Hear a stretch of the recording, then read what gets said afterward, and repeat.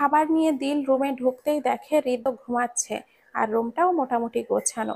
হৃদের এই দিকটা দিলের খুব ভালো লাগে যে হৃদ্য তার রুম সবসময় পরিপাটি করে রাখে।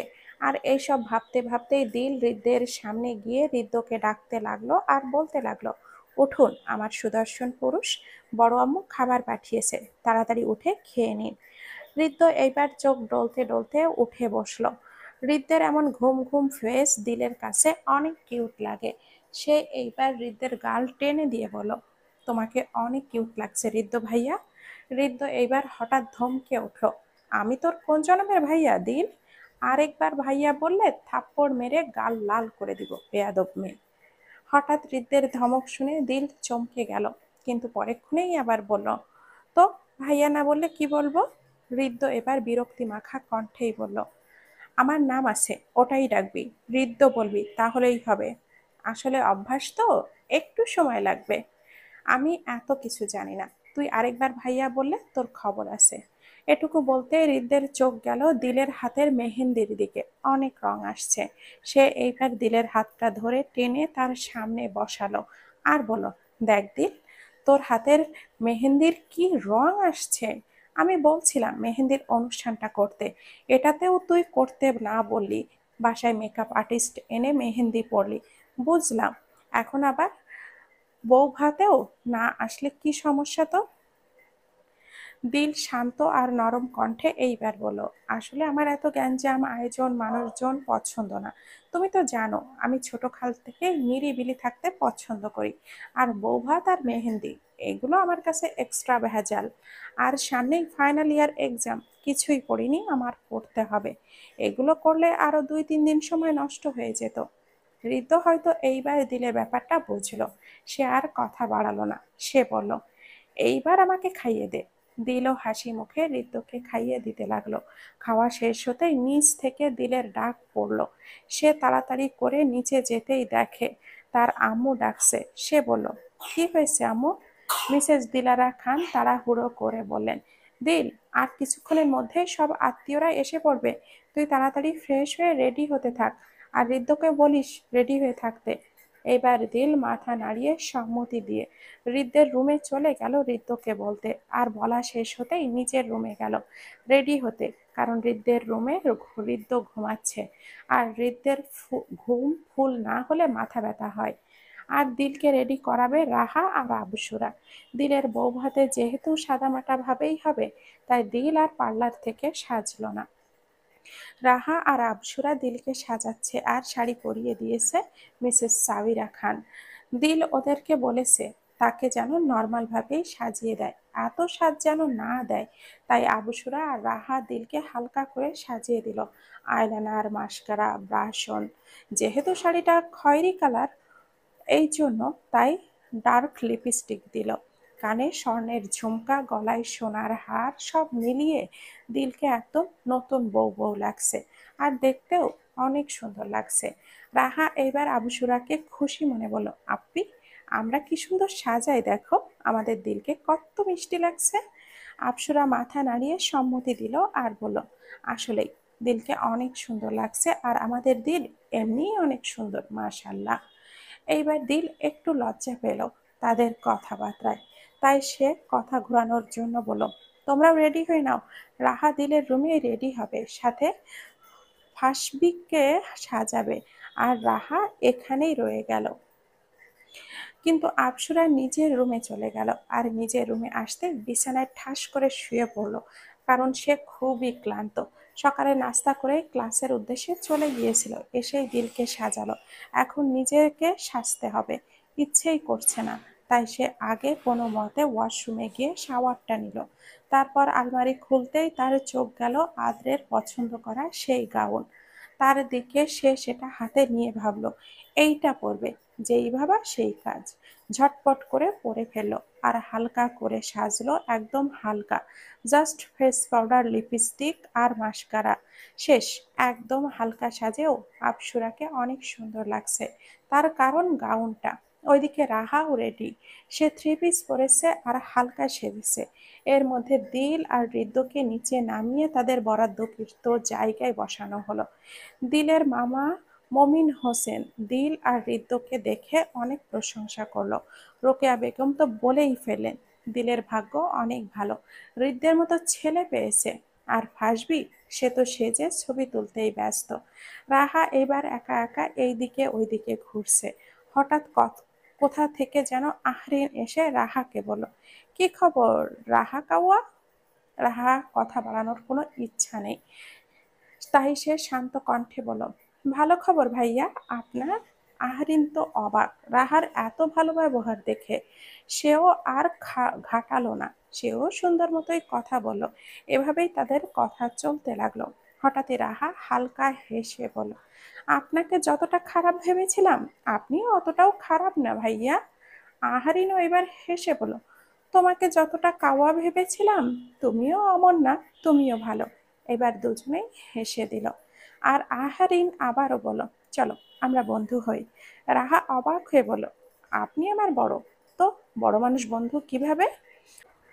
আহরিন এইবার জোরে হেসে দিল আর বলল, বড় ছোট পরে, বন্ধু হতে বড় ছোট লাগে না। বলেই আহরিন হাত বাড়ালো আর বলল, লেটস বি ফ্রেন্ডস। রাহাও এবার আহরিনের হাতের সাথে হাত মিলিয়ে বলল, আচ্ছা। বলেই মুচকি হাসি দিল। যেই হাসি দেখে আহরিন অবাক হয়ে তাকিয়ে রইল আর মনে মনে বলল, মাশাল্লাহ, মেয়েটার হাসি অনেক সুন্দর। ওইদিকে আবসুরাকে আদ্র তার পছন্দ করা গাউন পরতে দেখে তখন থেকেই হেসে যাচ্ছে, যেটা দেখে আবসুরার অনেক বিরক্ত লাগছে। সে এক কোনায় দাঁড়িয়ে আদ্র এইসব কাণ্ড দেখেই যাচ্ছে। হঠাৎ আদ্র কোথা থেকে যেন এসে আবসুরাকে টেনে ছাদে নিয়ে গিয়ে দরজা আটকিয়ে দিল। হঠাৎ দরজা আটকানোতে আবসুরা চমকে গেল আর আদ্র বলল, কি করছেন এসব? কেউ দেখে ফেললে সমস্যা হবে, ছাড়ুন আমাকে। আদ্র ভাবলেশহীন ভাবে বলল, দেখলে দেখুক, আমারই ভালো, তোমার সাথে আমার বিয়ে তাড়াতাড়ি করিয়ে দিবে সবাই। তোমার এইচএসসি পর্যন্ত আর অপেক্ষা করতে হবে না আমাকে তোমাকে পেতে। আবুসুরা আদ্রের এইসব কথা শুনে অবাকের চরম পর্যায়ে চলে গেল।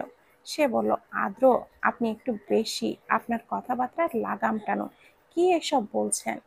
আদ্র এবার আবুসুরাকে টেনে নিজের একদম কাছে এনে ফেললো আর ঘোর লাগা কণ্ঠে বলল, আচ্ছা, কিন্তু এখন তোমাকে আমি কিস করব, সো চুপ।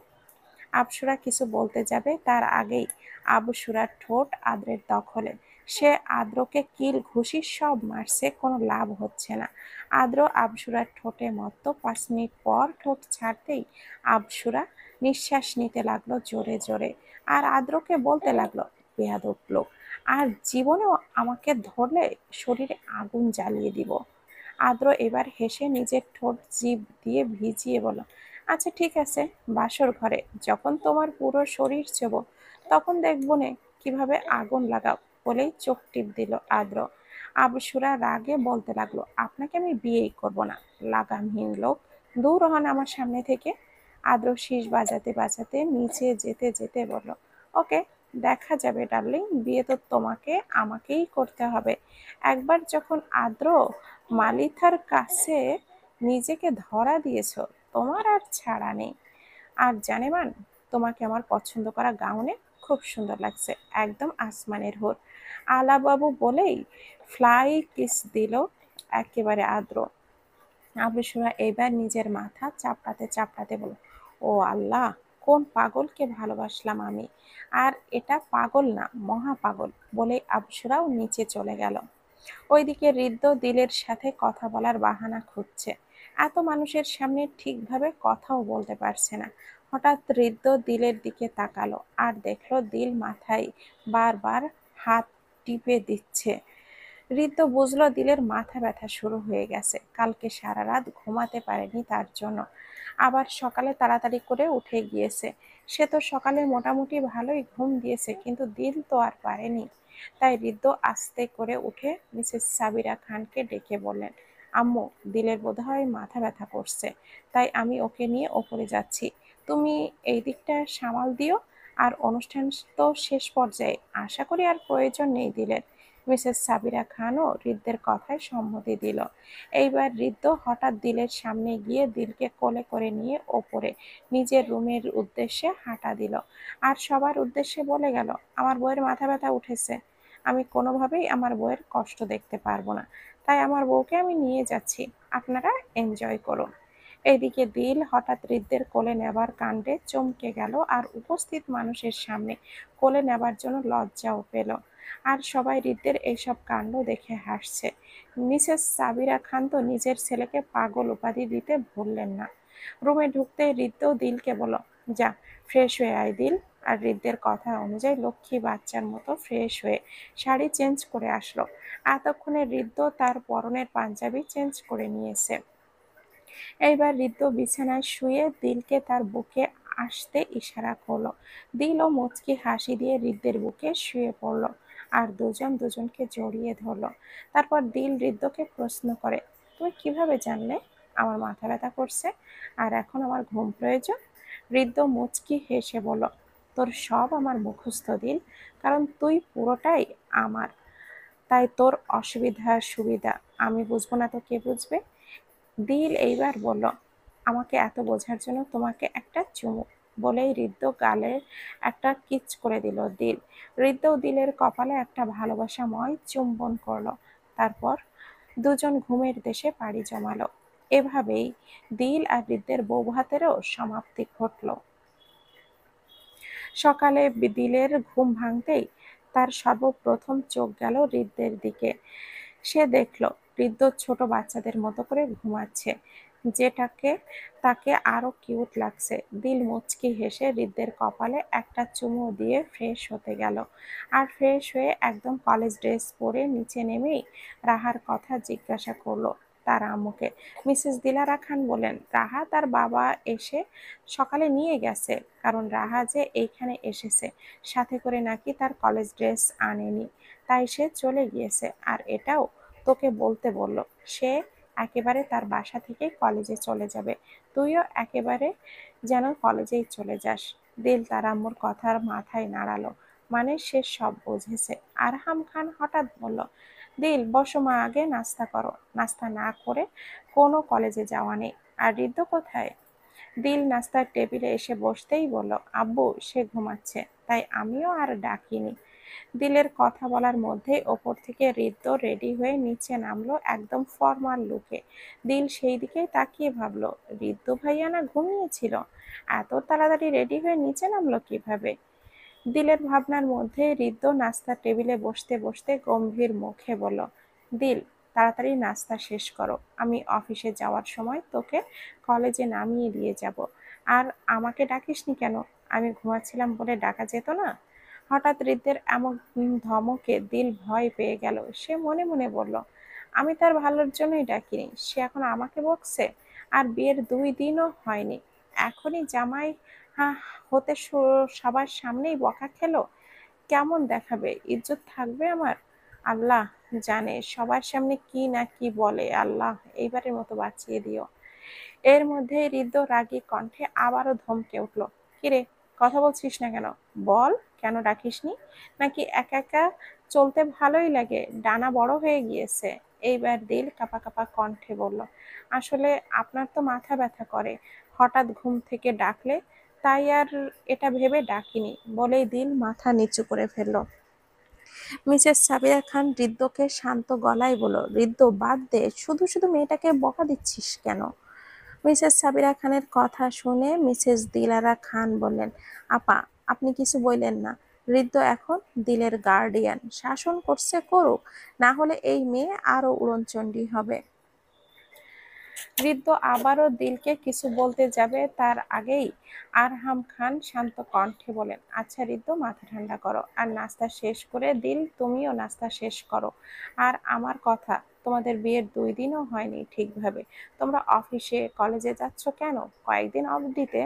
হৃদ্য আবারও গম্ভীর স্বরে বলে উঠল, আব্বু অসুস্থ, অফিসে ঠিকভাবে যেতে পারছে না, আবার তোমরাও সব হ্যান্ডেল করতে পারছো না।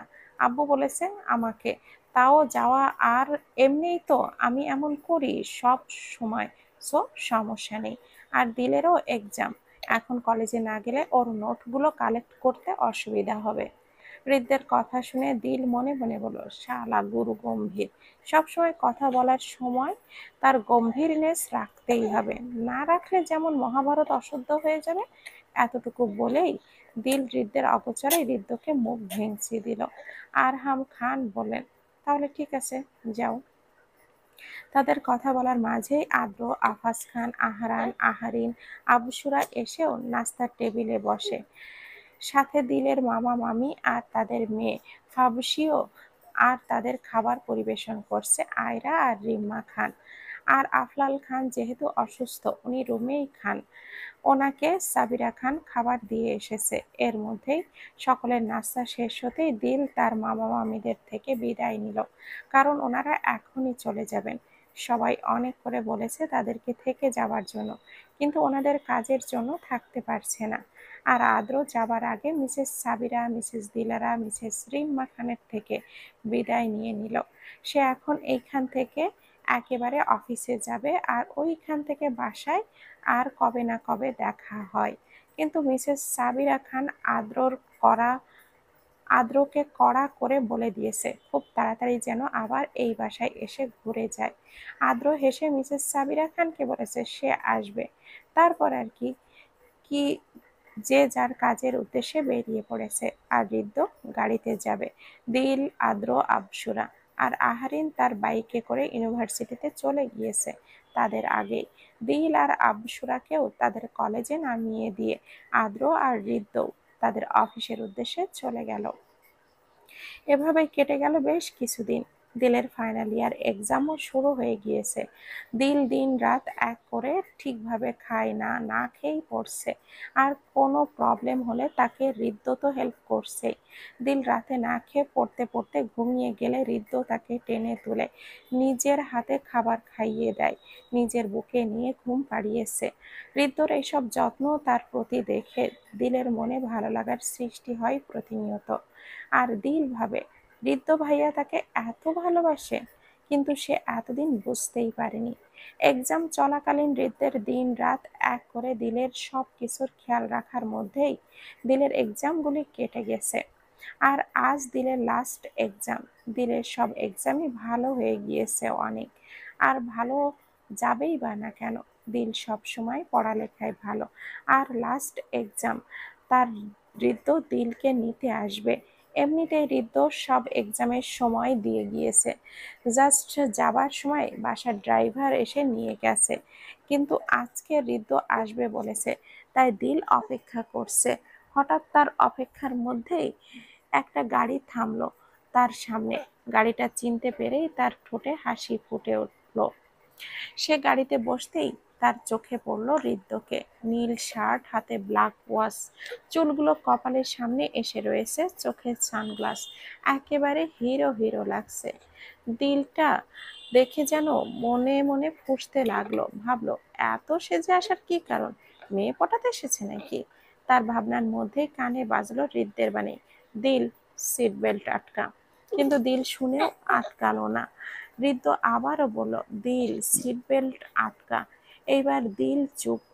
এইবার ঋদ্ধের রাগ উঠে গেল। সে গাড়িতে একটা জোরে বাড়ি দিয়ে চেঁচিয়ে উঠল, সমস্যা কি তোর?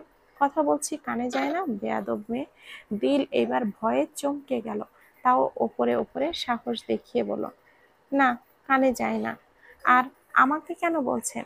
যার জন্য এত সেজেছেন তাকে বলুন গিয়ে। ঋদ্ধ ভুরু কুঁচকে ভাবলো সে কি সেজেছে। ঋদ্ধ দিলকে প্রশ্ন করলো, গাড়ি থামিয়ে, তামাশা আমার পছন্দ না দিল, যা বলার একদম পরিষ্কার করে বল। দিল অভিমানী কণ্ঠে চেঁচিয়ে বলল, আপনি জানেন আপনাকে এই নীল শার্টটা আর এই লুকে কতটা মারাত্মক সুন্দর লাগছে? কত মেয়ে আপনাকে চোখ দিয়ে গিলে খেয়েছে। আপনি সবসময় কেন আপনার অন্তরের আগুনে জ্বালান?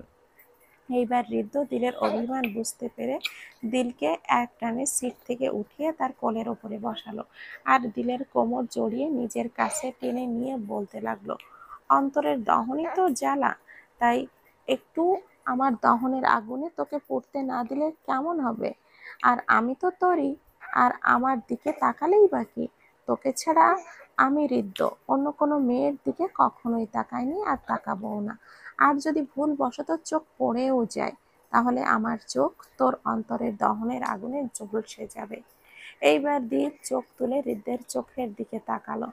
ঋদ্ধ তাকিয়েই আছে নাকি বোঝা যাচ্ছে না, কারণ তার চোখে সানগ্লাস পরা। হঠাৎ দিল সানগ্লাসটা খুলে ফেললো টান দিয়ে, আর ঋদ্ধকে দুই হাতে জড়িয়ে ধরলো শক্ত করে, আর কান্না করতে লাগলো। ঋদ্ধ হঠাৎ দিলের কান্না করাতে অবাক হয়ে রইল। সেও দিলকে জড়িয়ে ধরলো শক্ত করে তার দুই হাত দিয়ে, নিজের সাথে একদম মিশিয়ে বলতে লাগলো, দিল, কি হয়েছে, কান্না করছিস কেন? বল কি হয়েছে। আজ ভেবেছিলাম তোকে তোর পছন্দের খাবার বিরিয়ানি খাওয়াতে নিয়ে যাব, কিন্তু তুই কান্না করলে নিয়ে যাব না। চল বাসায় যাই। দিল বিরিয়ানির কথা শুনে ঋদ্ধকে হুট করেই ছেড়ে কান্নাটা অফ করে দিল। না, কান্না করছি না তো আমি, দেখো, আর আমাকে বিরিয়ানি খাওয়াতেই নিয়ে চলো। ঋদ্ধের দিলের এমন বাচ্চামি দেখে মুখ টেপে হেসে দিল, আর মনে বলল, পাগল বউ আমার। না না, বিরিয়ানি পাগল বউ আমার, বলে ঋদ্ধ গাড়িটা রেস্টুরেন্টের উদ্দেশ্যে নিয়ে চলল। দিলের বিরিয়ানি খুব পছন্দের খাবার, এটা ঋদ্ধ জানে। দিল যতই রাগ করুক না কেন, তার সামনে এক প্যাকেট বিরিয়ানি এনে দিলে তার রাগ আকাশের সাথে মিশে যায়। ঋদ্ধ দিলের পছন্দের বিরিয়ানি খাইয়ে দিলকে নিয়ে সারাদিন ঘুরলো। তারপর সন্ধ্যার দিকে বাসায় আসলো। বাসায় ঋদ্ধ বলে রেখেছিল দিল তার সাথেই আছে, আর তাদের আসতে একটু লেট হবে, তাই কেউ আর কোনো চিন্তা করেনি তাদের নিয়ে।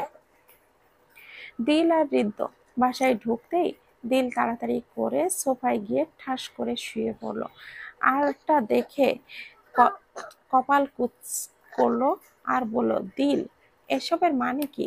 বাহির থেকে এসে মানুষ ফ্রেশ হয়, আর তুই তোর শরীরের সব আবর্জনা নিয়ে সোফা দূষণ করছিস। দিল এবার ক্লান্ত মাখা কণ্ঠে বলল, উফ ঋদ্ধ ভাইয়া, আমি তোমাকে আমি অনেক ক্লান্ত, এখন ওপরে যাবার মতো শক্তি আমার কাছে নেই। তুমি যাও, আমি পরে আসছি। আর আমার শরীরকে আবর্জনা বলছো না, আজ থেকে আমাকে টাচ করা তোমার বন্ধ, বলেই দিলাম। মুখ ভেঙচি দিল। দিলের এইসব কথা শুনে ঋদ্ধ এবার ধমকে বলল, তুই অনেক বেশি বলছিস বলে মনে হচ্ছে না তোর এটা? তোর ডানা কাটার সময় হয়ে গিয়েছে। আর কি বললি? ভাইয়া? আবারও সেই ভাইয়া? বলতে না বলেছিলাম? তারপরেও তুই বললি, বলে ঋদ্ধ রাগী চোখে দিলের দিকে তাকিয়ে গটগট পায়ে নিজের রুমে চলে গেল। এই দিল অসহায় চোখে ঋদ্ধের যাওয়ার দিকে তাকিয়ে বলল, যা, আবারও রাগিয়ে দিলাম। বেটা গোমরা মুখটাকে, এখন আমার কি হবে? রুমে কিভাবে যাব?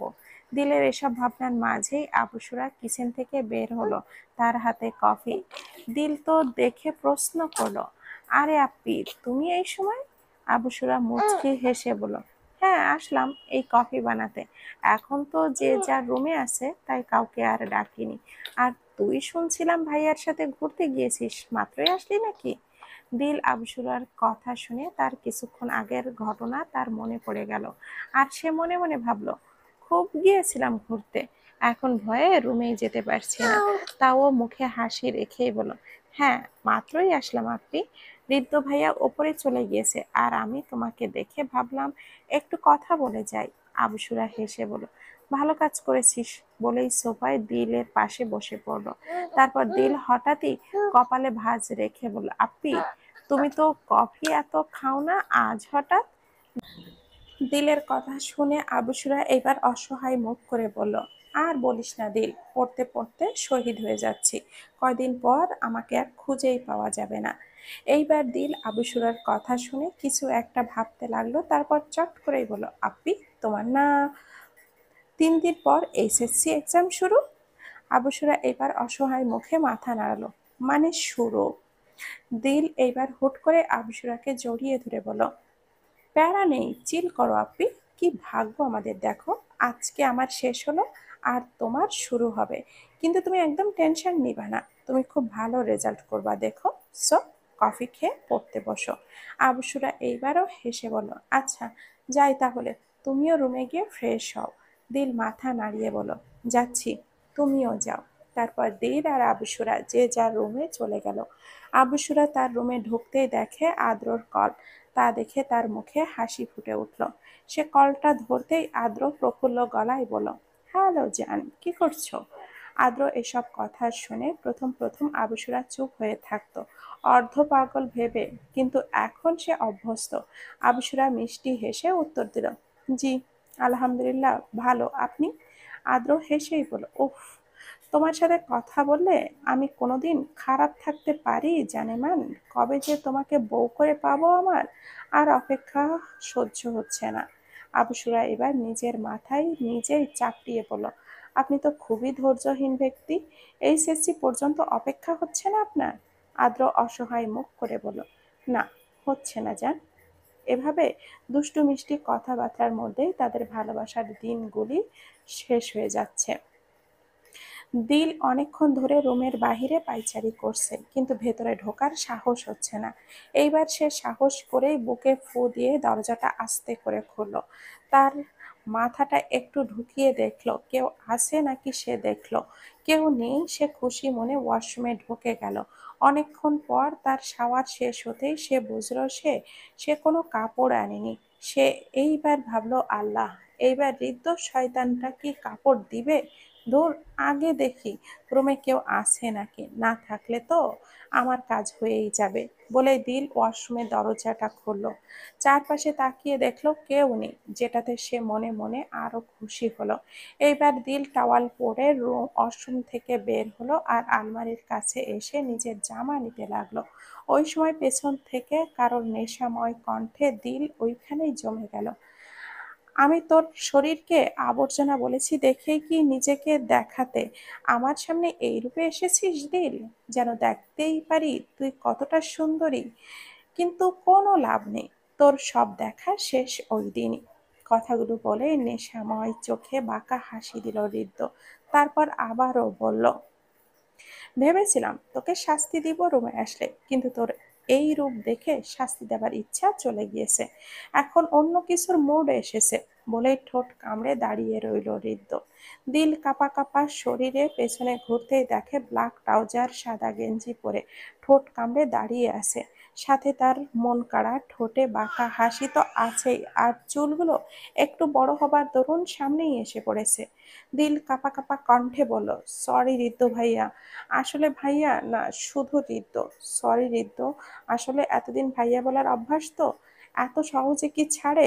বলেই ফেলেছিলাম ভুল করে, প্লিজ এইবারের মতো ক্ষমা করে দেন। বলেই দিল একটু নাটক করতে লাগলো, কিন্তু সে দেখলো ঋদ্ধ তার কাছে আসছে এক পা দু পা করে, যা দেখে দিল নিজের শরীর ঢাকার চেষ্টা করছে। ঋদ্ধ আগের মতোই মুখ চোখ রেখেই বলল, এত ঢাকছিস কেন? সব তো দেখা শেষ। দিল পেছন থেকে যেতে যেতে ভয় মেশানো কণ্ঠে বলল, নির্লজ্জ বেহায়ের মতো কথা অফ করুন, আর আমাকে টাচ করবেন না, আমি তো আবর্জনা। হৃদ্য তার ঠোঁটে বাঁকা হাসি রেখেই বলল, বইয়ের সামনে সকল স্বামীই নির্লজ্জ, তাই আমিও নির্লজ্জ। আর বইয়ের শরীরে যতই আবর্জনা থাকুক, ওটাও পরিষ্কার করার দায়িত্ব স্বামীরই।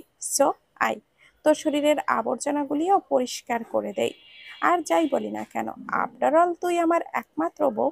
আর তার ওপর বউ আমার আগুন সুন্দরী। এত সুন্দরী বউকে এইভাবেই ছেড়ে দিব কিছু না করেই?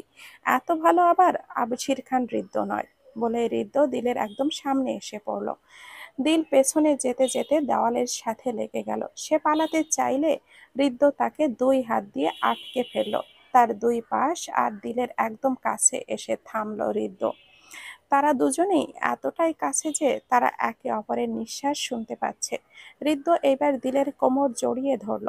দিল সাথে সাথে চোখটা অফ করে কাপা কণ্ঠে বলল, মাত্রই গোসল করেছি। হৃদ্য ঠোঁট কামড়ে হেসে বলল, তোমার একমাত্র স্বামীর জন্য আরেকবার করতেই পারো হার্ট। হৃদ্য দিলের কথা শুনে দিল চট করে চোখ খুলল, আর তাদের দুজনের দৃষ্টি এক হয়ে গেল।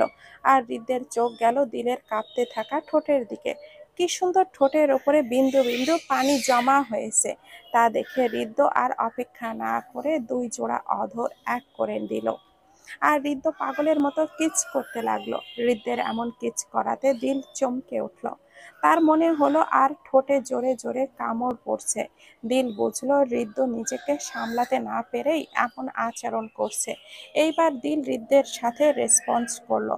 দিল হৃদ্যের ঠোঁটে কিস করতে করতে গলায় নেমে গেল, আর কিস করার সাথে সাথে গলায় কামড়ও দিতে লাগলো। হৃদ্য হঠাৎ দিলকে কোলে তুলে নিল আর বিছানায় শুইয়ে দিল, আর নিজেও দিলের উপরে শুয়ে দিলের ঠোঁট আবারও নিজের দখলে নিল। দিল দুই হাতে হৃদ্যের চুল নিজের শক্তি দ্বারা খামছে ধরেছে। হৃদ্য ঠোঁট ছেড়ে গলায় কিচ আর কামড় দিতে লাগলো। দিলও ব্যথায় শব্দ করে উঠল। ঋদ্ধ এবার মাথা ওঠালো, চোখে মুখে তার নেশা। সে বলল, সরি হার্ট, তোকে কাছে পেলে আমি নিজের উপরে কন্ট্রোলে থাকি না তো। আমার কি দোষ? তুই এত সুন্দর কেন? দিল কিছু বলতে পারলো না, তার গলায় যেন শব্দ আটকে গিয়েছে। সে হৃদ্যের গলায় জোরে জোরে কামড় বসালো। হৃদ্য তাতে মুচকি হাসলো আর দিলের শরীরে থাকা টাওয়েলটা খুলতে লাগলো। দিল চট করে ছটফট করতে লাগলো, বলল, প্লিজ হৃদ্য। হৃদ্য দিলের ঠোঁট কামড়ে ধরে বলল, স্টপ জান, লাভ ইউ। হৃদ্যের মুখে লাভ ইউ কথাটা শুনে দিল আর কিছুই বলতে পারলো না। আর হৃদ্য আবারও দিলের মাঝে ডুবে গেল। আর তাদের ভালোবাসার দ্বিতীয়বারের মতো করে পূর্ণতা পেল। এভাবেই হাসি আনন্দে দুঃখের মাঝে কেটে গিয়েছে 3টি মাস। এই 3টি মাসে অনেক কিছুই পরিবর্তন হয়েছে।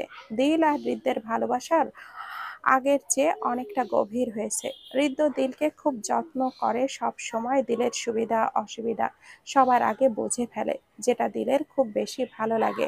দিল মনে মনে সবসময় শুধু একটি কথাই বলে, হৃদ্যর এই ভালোবাসা তার প্রতি কখনোই যেন শেষ না হয়, আর হৃদ্যও যেন কোনোদিন চেঞ্জ না হয়। এর মধ্যেই আবুসুরা এইচএসসি শেষ হতে চলেছে। হঠাৎ আদ্র তার পুরো পরিবার সহ আবুসুরার জন্য বিয়ের প্রস্তাব আনে। প্রথমে হৃদ্য অবাক হয়েছিল, কিন্তু পরে ভাবে আদ্র তার বেস্ট ফ্রেন্ড প্লাস ভাইয়ের থেকেও কম না। আর আদ্রকে সকলের অনেক আগে থেকেই চেনে। আর আদ্র যেহেতু ভালোবাসে আবুসুরাকে, আবুসুরাও আদ্রকে ভালোবাসে, তো ওরা ইনশাল্লাহ সুখে থাকবে। আদ্রও খুব ভালো ছেলে, এই ভেবেই সবাই কোনো আপত্তি করেনি, সবাই রাজি হয়ে গিয়েছে। আবসুরা তো এই খুশিতে চোখে পানিও এসে পড়েছে।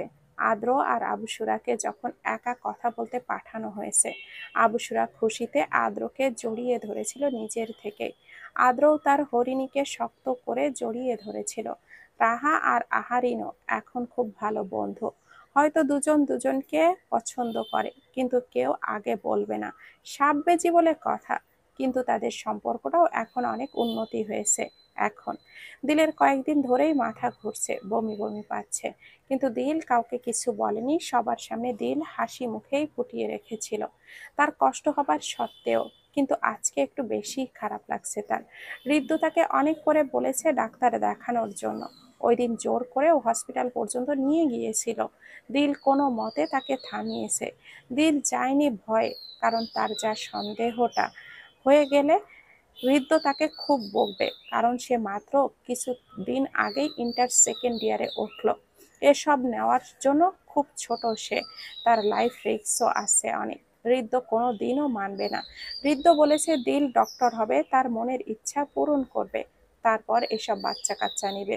দিল এইসব ভাবতে ছিল, বিছানায় বসে বসে কাঁদো কাঁদো ফেস নিয়ে। এর মধ্যে দিলের মনে হলো সব উল্টিয়ে পেট থেকে বের হয়ে যাবে। দিল দৌড় দিয়ে ওয়াশরুমে চলে গেল আর গল গল করে বমি করতে লাগলো। বমি করেই দিলের শরীর ছেড়ে দিয়েছে। দিল কোনো মতে দেওয়াল ধরে বিছানার সামনে এসে বসলো আর ভাবলো, এইভাবে আর কতদিন। তারপর দিল 2 ঘন্টার মতো রেস্ট নিল। তারপর ভাবলো সে একাই যাবে ডক্টর দেখাতে। যেই ভাবা সেই কাজ। দিল চটপট রেডি হয়ে নিচে নামলো। দিলকে এভাবে রেডি হতে দেখে মিসেস সাবিরা খান ভুরু কুঁচকে জিজ্ঞাসা করলেন, দিল, কোথায় যাচ্ছিস তুই, তাও একা? তোর না শরীর খারাপ? হৃদ্য না তোকে অফিসে যাওয়ার আগে বলে গেল ফুল রেস্টে থাকতে, সে সন্ধ্যায় এসে তোকে ডক্টর দেখাতে নিয়ে যাবে। আর এখন তুই কোথায় যাচ্ছিস? হৃদ্য জানে তাকে বলেছিস? দিল তার বড় আম্মুর কথায় কি জবাব দেবে বুঝতে পারছে না সে কিছুই। কোনোভাবে একটা মিথ্যা বলে ফেলল।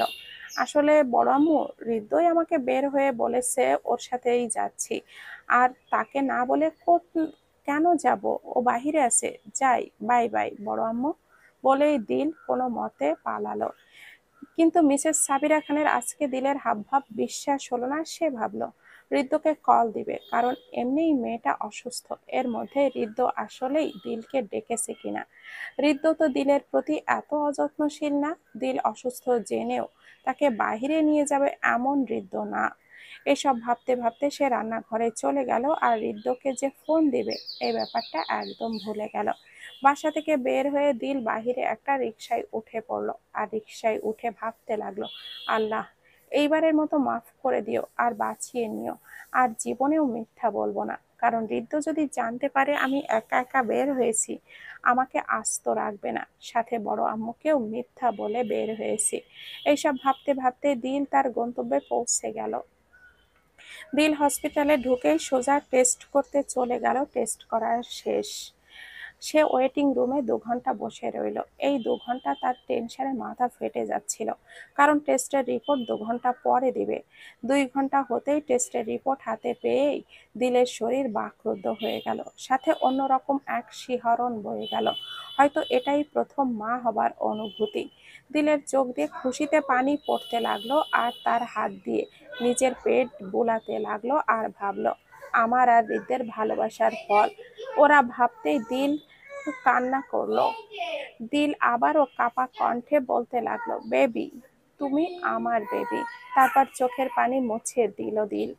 চিন্তা করো না তোমরা, তোমাদের বাবা তোমাদের কথা শুনলে প্রথমে একটু রাগ করবে, পরে ঠিক তোমাদেরকে আপন করে নিবে।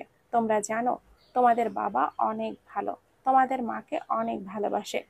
তোমার আসল তোমাদেরও তোমরা আসলে তোমাদেরও খুব ভালোবাসবে। এসব বলতেই দিলের চোখ দিয়ে আবারও পানি পড়তে লাগলো, কিন্তু তাও সে মনের জোর রেখে নিজেই বলল, যা ইচ্ছা ঋদ্ধ বলুক, দিল তার বাচ্চাদের কিছুই হতে দিবে না। সে পড়ালেখাও করবে, ডক্টরও হবে, নিজের বাচ্চাকেও সামলাবে। এই প্রতিজ্ঞা নিয়েই দিল হসপিটাল থেকে বের হয়ে গেল আর রাস্তায় হাঁটতে লাগলো। হঠাৎ তার মনে হলো তাকে কেউ ডাকলো। সে প্রথমে পাত্তা দেয়নি, কিন্তু এখন মনে হচ্ছে আসলেই ডাকছে। দিল এবার পেছনে ঘুরে তাকালো আর দেখলো স্কুল লাইফে তার একটাই ছেলে ফ্রেন্ড ছিল, যার নাম মিরান শেখ। দিল, রাহা আর মিরান তিনজনে ছিল খুব ভালো বন্ধু। রাহা আর দিল এক কলেজে ভর্তি হলেও মিরান আলাদা হয়ে গিয়েছিল। হঠাৎ আজকে দেখায় দিল খুশি হয়ে গেল। দিল খুশি হয়ে বলল, মিরান তুই? মিরান ও খুশি হয়ে জবাব দিল, হ্যাঁ আমি দোস্ত, তোকে কতদিন পরে দেখলাম, তোদের অনেক মিস করি রে। শুনলাম তোর বিয়ে গিয়েছে, তাও তোর বড় আব্বুর ছেলে হৃদ্য ভাইয়ার সাথে, যার কথা বলে আমার আর রাহার মাথা পাগল করতে তুই।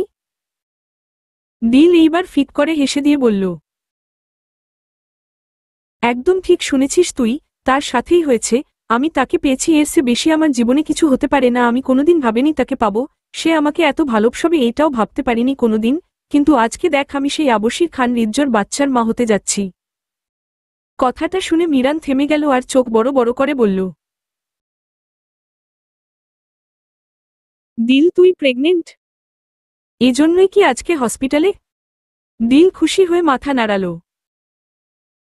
মিরান ব্রু কুঁচকে বলল, তাহলে তুই একা কেন? হৃদ্য ভাইয়া কোথায়? তোকে একা এই অবস্থায় কেন ছাড়ল? আর তুই ছোট এইটুক বয়সে বা কেন বাচ্চা নিতে গেলি? হৃদ্য ভাইয়া বা তোকে কিভাবে নিতে দিল? এইবার দিল চুপসে গেল। সে বলল, এইটাই সমস্যা, আমি ছোট, কিন্তু আমার বাচ্চাদের কি দোষ বল? হৃদ্য শুনলে আমাকে অনেক বকবে, সে চাইনি এইটুক বয়সে আমি বাচ্চা নেই, আর এইটুক বয়সে বাচ্চা নিলে লাইফে রিস্ক। সে তো সবসময় বলতো, দিল তুই বড় হ, নিজের পায়ে দাঁড়া, তোর মনের ইচ্ছা পূরণ কর, ডক্টর হয়, তারপর না হয় আমরা বাচ্চা নিব, কোনো সমস্যা নেই আমার কাছে সবকিছুর বিনিময়ে তুই আগে। কিন্তু এখন আল্লাহর চেয়েছে তাই হয়েছে, এখন এই বাচ্চা যেভাবেই হোক আমি রাখবই। তাই এই জন্যই একা এসেছি। হৃদ্যকে না বলে সাথে বাসায়ও মিথ্যা বলে বের হয়েছি, কিন্তু আমি বিশ্বাস করি হৃদ্য বুঝবে আমার কথা, সাথে তার বাচ্চাদের ও ঠিক মেনে নিবে। মিরান হয়তো বুঝল দিলের ব্যাপারটা, সে দিলকে বলল, সব বুঝেছি, বাদ দে, এখন তুই মা হবি, আমি মামা, এর চেয়ে আমার কাছে খুশি আর কি। আমার বাসার সামনেই একটু আম্মুর সাথে দেখা করে যা, আম্মুর তোর কথা সবসময় বলে, আজ গেলে খুশি হবে তার তোর খুশির সংবাদ শুনে। দিল প্রথমে না করলেও পরে কি ভেবে জানি রাজি হয়ে যায়। সে মিরানের সাথে মিরানের বাসায় গেল ঠিকই, কিন্তু এইটাই হয়তো তার জন্য কাল হয়ে দাঁড়াল। দিল এতক্ষণ যে মিরানের সাথে রাস্তায় দাঁড়িয়ে কথা বলেছে, এটা একজন দূর থেকে দাঁড়িয়ে পুরোটা ভিডিও করেছে, আর ভিডিওটা করেই তার বসকে পাঠিয়ে দিয়েছে। তার বস তাকে বলে রেখেছিল এই মেয়েটার প্রতিটা মুহূর্তে আপডেট তার চাই। অন্ধকার রুমে একজন ভিডিওটা দেখেই বাঁকা হাসি দিয়ে বলতে লাগল, ওল্ড গেম ইজ ওভার, কিন্তু নতুন গেম শুরু করা যায়। আমার থেকে আমার জিনিস কেড়ে নিয়ে শান্তিতে থাকবে? আমি বসে থাকব? তারপর আবার মুখ দিয়ে চু চু আওয়াজ করে বলল, আমি এত ভালো না, আমার জিনিস আমার কিভাবে করতে হয় আমি জানি, বলেই শয়তানি হাসি দিয়ে ভিডিওটা পাঠিয়ে দিল রিজ্জর হোয়াটসঅ্যাপে। আর সাথে একটা বার্তাও দিল, কি বউ বিয়ে করেছেন মিস্টার আবশির খান রিদ্দু? যেই বউ আপনাকে না বলে অন্য ছেলে নিয়ে ঘুরে, সাথে ওই ছেলের সাথে তার বাসায় যায়। ইস শেম অন ইয়োর চয়েস রিদ্ধু। এইটুক হৃদকে পাঠিয়ে জোরে জোরে হাসতে লাগলো আর বলল, এতদিন এমন একটা দিনেই অপেক্ষায় ছিলাম, অবশেষে আসলো। আজ আমার শান্তির দিন। ওইদিকে বেচারি দিল আর বেচারা মিরান জানলই না তাদের নিয়ে জঘন্য এক গেম খেলায় নেমেছে একজন।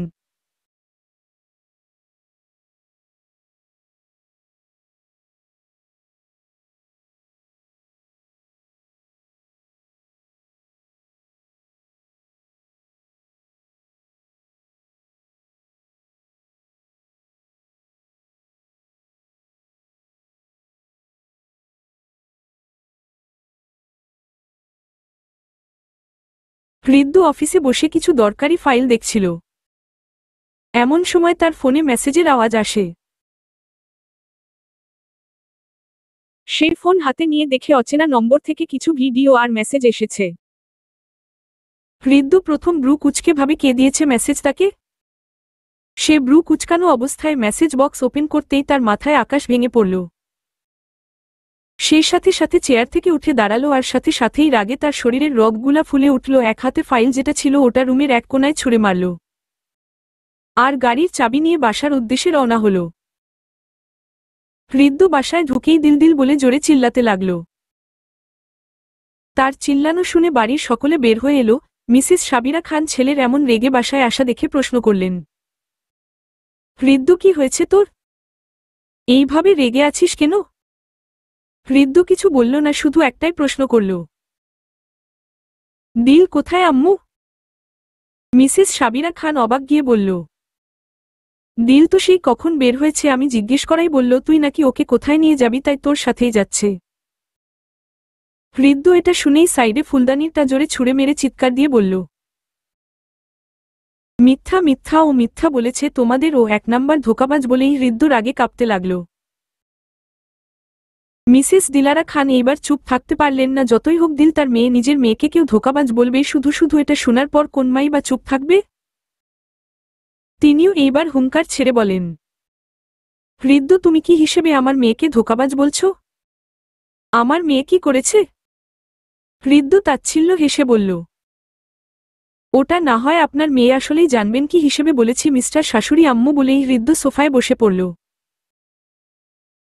এর মধ্যেই রিম্মা খান ফোন দিয়ে জানিয়েছে আফাজ খানকে যে বাসায় অবস্থা। আফাজ খান বলেছে তারা সবাই আসছে এখনই। দিল বাসায় আসলো প্রায় 2 ঘন্টা পর। বাসায় ঢুকার সময় সে টিপ টিপ পায়ে ঢুকল, মনে তার হাজারো ভয় প্লাস আনন্দ। ঢুকতেই দেখল হলো রুমে সবাই বসার, সাথে রিজ্জকে দেখে দিলের প্রাণ যায় যায় অবস্থা, শরীর ওইখানেই জমে গেল। রিদ্দু এইবার দিল দেখল ঠিকই, কিন্তু কিছু বলল না। মিসেস দিলারা গিয়ে দিলকে জিজ্ঞেস করল, কোথায় গিয়েছিলি তুই? দিল কাপা কাপা কণ্ঠে বলল, রাহাদের বাসায়, কিন্তু বড় আম্মু যেতে দিবে না দেখে মিথ্যা বলেছিলাম যে রিজ্জর সাথে যাচ্ছি। আর অনেক তাড়া ছিল তাই রিজ্জকে বলে যেতে পারিনি। এইবার পিছন থেকে তালির আওয়াজ শোনা যাচ্ছে। দিল পিছনে তাকাতে দেখে রিদ্দু তালি দিতে দিতে তার সামনে আসছে। আর সম্পূর্ণ তার সামনে আসতেই দুইজনের চোখ দুইজনের দিকে নিবন্ধ হল। দিল দেখল রিজ্জর চোখ একদম লাল হয়ে আছে, মনে হচ্ছে এখনই আগুন জ্বরে পড়বে। কিন্তু তাও রিদ্দু শান্ত গলায় জিজ্ঞেস করল, দিল? দিল রিজ্জর এমন ডাকে কেঁপে উঠল, তাও উত্তর দিল, জি। রিদ্দু আগের মতোই শান্ত গলায় প্রশ্ন করল, কোথায় গিয়েছিলি? আর ছেলেটাকে? রিজ্জর কাছে এমন প্রশ্ন শুনে দিলের বুক আত্মা কেঁপে উঠল। তাহলে কি রিদ্দু সব জেনে গেল? দিল নিজেকে যথাসম্ভব স্বাভাবিক উত্তর দিল, কোন ছেলে? আসলেই রিদ্দু, আমি রাহাদের বাসায় গিয়েছিলাম। এইবার রিদ্দু আর নিজের রাগ সামলাতে পারল না। দিলের গালে নিজের শক্তি দিয়ে জোরে চড় মারে দিল। চড়টা এতটাই জোরে ছিল দিল একদম সোজা মাটিতে পড়ে আল্লাহ গো বলে উঠল। মিসেস দিলারা খান যেই নাদিলকে ধরতে যাবে রিদ্দু হুঙ্কার ছেড়ে বলল, ওকে কেউ ধরবে না, ওর সাথে আমার অনেক বোঝাপড়া আছে। আর আপনাদের গুণধর মেয়ে কি করেছে দেখাচ্ছি বলেই তার ফোনে থাকা দিল আর মিরানের কথা বলার ভিডিওটা দেখলো আর বলল, এই আপনাদের মেয়ে, যে নিজের স্বামীকে না বলে পর পুরুষের সাথে দেখা করতে যায়। শুধু দেখা কেন, তাদের বাসায়ও যায়, কয়দিন পরদিন পর পেট ভাদিয়ে বলবে কই আমি কিছু করি না, এমনি এমনিই হয়ে গিয়েছে বলেই রাগে ঘৃণায় চোখ ফিরিয়ে নিল হৃদ্য। হৃদু কথা শুনে বাসার সকলের মাথায় বাজ ভেঙে পড়ে, সাথে দিলের ও মিসেস দিলারা খানও বাকরুদ্ধ হয়ে গেছে নিজের মেয়ের এমন কাহিনীতে। সে এইবার রাগে দিলকে মাটি থেকে টেনে গালে আরও একটা থাপ্পড় লাগিয়ে বললেন, ছি, আমার ঘৃণা হচ্ছে, আমি তোর মতন একটা মেয়েকে পেটে ধরেছিলাম। দিল হৃদ্যর কথা শুনে বাকরুদ্ধ, কিন্তু এইবার দিল নিজেকে সামলাতে পারল না, হাউমাউ করে কান্না করতে করতে বলল, আম্মু বিশ্বাস করো এমন কিছু। কথাটুকু আর শেষ করতে পারল না দিল, তার আগে তার গালে আরও একটা চড় পারল যেটা দিয়েছে আরহাম খান। এইবার দিলের শরীর নিস্তেজ হয়ে পড়ল, সাথে অবাক ও তার বাবা কোনোদিনও তার শরীর ও হাত তুলে নি, সে বাবা তাকে মারল। পরপর 3টা থাপ্পড়ে এমনই দিলের শরীর কয়দিন ধরে খারাপ, সাথে একসাথে 3টা শক্ত পোক্ত চড়। আরহাম খান এইবার গর্জে উঠলেন, তুমি আর একটা কথা বলবে না দিল, তোমাকে তো আমি আর তোমার আম্মু এই শিক্ষা দেইনি, কিভাবে এত নিচে নামলে তুমি? আমার ভাবতে ঘৃণা হচ্ছে, তুমি আমার মেয়ে। দিল এইবার নিজেকে সামলে সবাইকে বোঝানোর চেষ্টায় বলল, আব্বু একটু আমাকে বিশ্বাস করো, আমায় এমন কিছু করিনি। আরহাম খান আবারও গর্জে উঠলেন, তোমার ওই মুখে আমাকে আর আব্বু ডাকবে না, আজ থেকে আমার কোনো মেয়ে নেই। দিল সকলের কাছে গেলেন, Mrs Sabira, Mrs Dilara, Mrs Rimma খানকেও দিলের কথা বিশ্বাস করলেন না। আফলাল খান তো জাস্ট দিলকে একটা কথাই বলে চলে গেছেন, সেটা হলো, দিল তুই আমার ছেলের সাথে যা করেছিস সেটা মোটেও ঠিক করছিস নি। হৃদ্য তোকে এত ভালোবাসলো, তাও তোর কিসের কমতি বাহিরে ছেলের সাথে দেখে করতে যাস আবার তাদের বাসায়, ও বলেই সেও একরাশ ঘৃণা দিলের দিকে নিক্ষেপ করেছেন। এইবার দিল সোজা হৃদ্যর সামনে দাঁড়াল। হৃদ্যর চোখ দিয়েও পানি পড়ছে অঝরে। দিল অসহায় মুখে বলল, হৃদ্য বিশ্বাস করো আমাকে একটু, আমি এমন কিছু করিনি মিরান্ত। আর কিছু হৃদ্য ও দিলকে বলতে দিল না, সে বলল, তোর ওই পাপি মুখে আমার সাথে কথা বলবি না দিল, তোকে আমি আজকের পর থেকে ঘৃণা করি, বুঝেছিস? ঘৃণা করি। তোকে কিসের কমতি দিয়েছিলাম বলতে পারবি? এত ভালোবাসলাম তাও কেন আমাকে ঠকালি? হৃদ্যর চোখে ও পানি লাল গিয়ে আছে তার চোখ। হৃদ্য আবার বলল, প্লিজ দিল, আজকের পর থেকে তোর এই ফেস আমাকে কোনোদিন দেখস না, যদি দেখস তাহলে তুই মরবি, না হলে আমি। বলেই হৃদ্য নিজের মুখ ঘুরিয়ে ফেলল। দিল বুঝল এদের কাউকে বুঝিয়ে লাভ নাই, এরা আমাকে বিশ্বাসই করেনি কোনোদিন, তাকে এখন কি করবে? এর মধ্যেই আরহাম শান্ত কণ্ঠে বলে উঠলেন, আজকের পর থেকে দিল নামের কোনো মেয়ে এই খান বাড়িতে থাকতে পারবে না। ও মতো পাপিষ্ঠা, ধোঁকাবাজির কোন জায়গা নেই এই খান বাড়িতে। ও আমার মেয়ে হতেই পারে না, ওকে তো আমি এমন শিক্ষা দিয়ে বড় করিনি। আজ থেকে দিল আমাদের সকলের কাছে মারা গিয়েছে। ওকে বলে দিও নিজের সব জিনিসপত্র নিয়ে যেন এখনই বের হয়ে যায়, কোথায় যাবে সেটা আমি জানি না, কিন্তু ও এই বাড়িতে থাকতে পারবে না। খান বাড়ির একটা মান সম্মান আছে, ও যা করেছে এটা বাহিরের মানুষ জানলে আমাদের থুতু দিবে। আমি রুম থেকে বের হয়ে যেন না দেখি ও এই বাসায় এখনো আছে। বলেই আরহাম খান গট গট পায়ে নিজের রুমে চলে গেলেন। দিল পিছন থেকে চিৎকার করে কাঁদতে কাঁদতে বলল, আব্বু এমন নিষ্ঠুর হয় না, আমি কোথায় যাব, প্লিজ আমাকে একটু জায়গা দাও। কিন্তু আরহাম খান দিলের কোনো কথা শুনলেন না। সে কষ্টে অন্ধ হয়ে গিয়েছেন, যে মেয়েকে সে পুতুলের মতো মানুষ করেছে সে মেয়ের কাছে এমন কিছু সে প্রত্যাশা করতে পারেনি। দিল তার আম্মুর কাছে গিয়ে বলল, আম্মু, ও আম্মু, আমি কোথায় যাব? আমার জন্য তোমাদের মায়া হয় না? প্লিজ একটু জায়গায় দেও। আমি তো তোমারই মেয়ে, কিভাবে এত নিষ্ঠুর হতে পারো? মিসেস দিলারা খানের চোখ ও পানি, তাও তিনি চোখ সরিয়ে ফেললেন আর বললেন, তোর আব্বুর কথাই শেষ কথা দিল, আমি কিছু করতে পারবো না। সকলে দিলকে কিছু না কিছু বললেও দুইজন নীরব দর্শকের মতো পর্যবেক্ষণ করে গেছে, সেটা আর কেউ না, আবশুরা আর আফাজ খান। এইবার দিল সকলের সামনে থেকে সরে এসে চোখের পানি মুছে বলল, ঠিক আছে আমি চলে যাব, কিন্তু তোমরা একটা কথা মাথায় রেখো, তোমরা যা করেছো তোমরা প্রস্তাবে আমি তোমাদের বলতে চেয়েছিলাম, কিন্তু তোমরা আমার কথা শোনোনি। এইবার দিল লাস্টবারের মতো হৃদ্যর সামনে দাঁড়ালো। হৃদ্যর চোখ দিয়েও পানি পড়েছে। দিল বলল, কষ্ট তো তুমিও পাচ্ছ? তাহলে একটু বিশ্বাস করেই দেখতে। আমি জানি না কে তোমাকে কি বলেছে, কিন্তু তুমি তো আমাকে একটু বিশ্বাস করতে পারতে হৃদ্য। কেউ আমার সাথে ছিল না, কিন্তু তুমি ছিলে এতদিন। তুমি তো বুঝেছ আমি কেমন। একটু বিশ্বাস করা কি যেত না? আমি এটা শিওর যে তোমাকে ভিডিওটা যে দিয়েছে সে আমাদের ভালো চায় না, সে চায় আমরা আলাদা হয়ে যাই। তাই সে আমাদের মধ্যে ঝামেলা সৃষ্টি করার জন্য এমন একটা কাজ করেছে। কিন্তু তোমার চোখে তো এখন পট্টি বাঁধিয়ে দিয়েছে। এখন তুমি আমার কথা বিশ্বাস করবে না আমি জানি। আমি এখনো বলবো, তোমাকে একটু বিশ্বাস করলে কি এমন ক্ষতি হতো? করেই দেখতে, কিন্তু না, তুমি করলে না। এটা সত্যি। তুমি একদিন পস্তাবে, খুব করে পস্তাবে, কিন্তু ওই দিন তুমি চাইলেও আমাকে আর পাবে না। দিলের এমন কথা শুনে হৃদ্যর বুক এবার কেঁপে উঠল একটা অজানা কারণে, কিন্তু কেন উঠল হৃদ্য জানে না। তারপর হৃদু দিলের দিকে তাকালো। দিল তার ঠোঁটে তাচ্ছিল্যর হাসি রেখে বলল, ঠিক আছে, আমি চলে যাচ্ছি। তোমার সামনে আর আসবো না কোনোদিন। তাও তুমি তোমার মুখে মরার কথা বলো না। তোমার মরা মুখ আমি দেখতে পারবো না। আমার অনেক কষ্ট হবে। দেখো, এখনই অনেক কষ্ট হচ্ছে। কিভাবে থাকবো আমি তোমাকে ছাড়া? তারপর দিল আবারও বলল, শেষবারের মতো তোমাকে একটিবার জড়িয়ে ধরতে দিবে? জানি আমি পাপিষ্ঠা তোমাদের কাছে, তাও একটু আকটু পাপ শরীরে লাগলে তুমি কলঙ্কিত হবে না। তুমি আমার কাছে সব সময় পবিত্র। কারণ ভালোবাসি যে আমি তোমাকে নিজের থেকেও বেশি। বলেই দিল হৃদ্যর দিকে তাকালে উত্তর আশায়। হৃদ্য কিছু বলল না। দিল হৃদুর নীরবতাকে সম্মতির লক্ষণ ভেবে তাকে শক্ত করে জড়িয়ে ধরল আর নাক গুজে দিল হৃদুর বুকে। আর শেষবারের মতো হৃদুর শরীরের গন্ধ নিয়ে ছেড়ে দিল। হৃদুর কিছু বলল না, আর না সে দিলকে জড়িয়ে ধরেছে। দিল তার সামনে থেকে সরে আসলো, তার সকলে উদ্দেশ্যে বলল, ধন্যবাদ আমাকে এত অবিশ্বাস করার জন্য।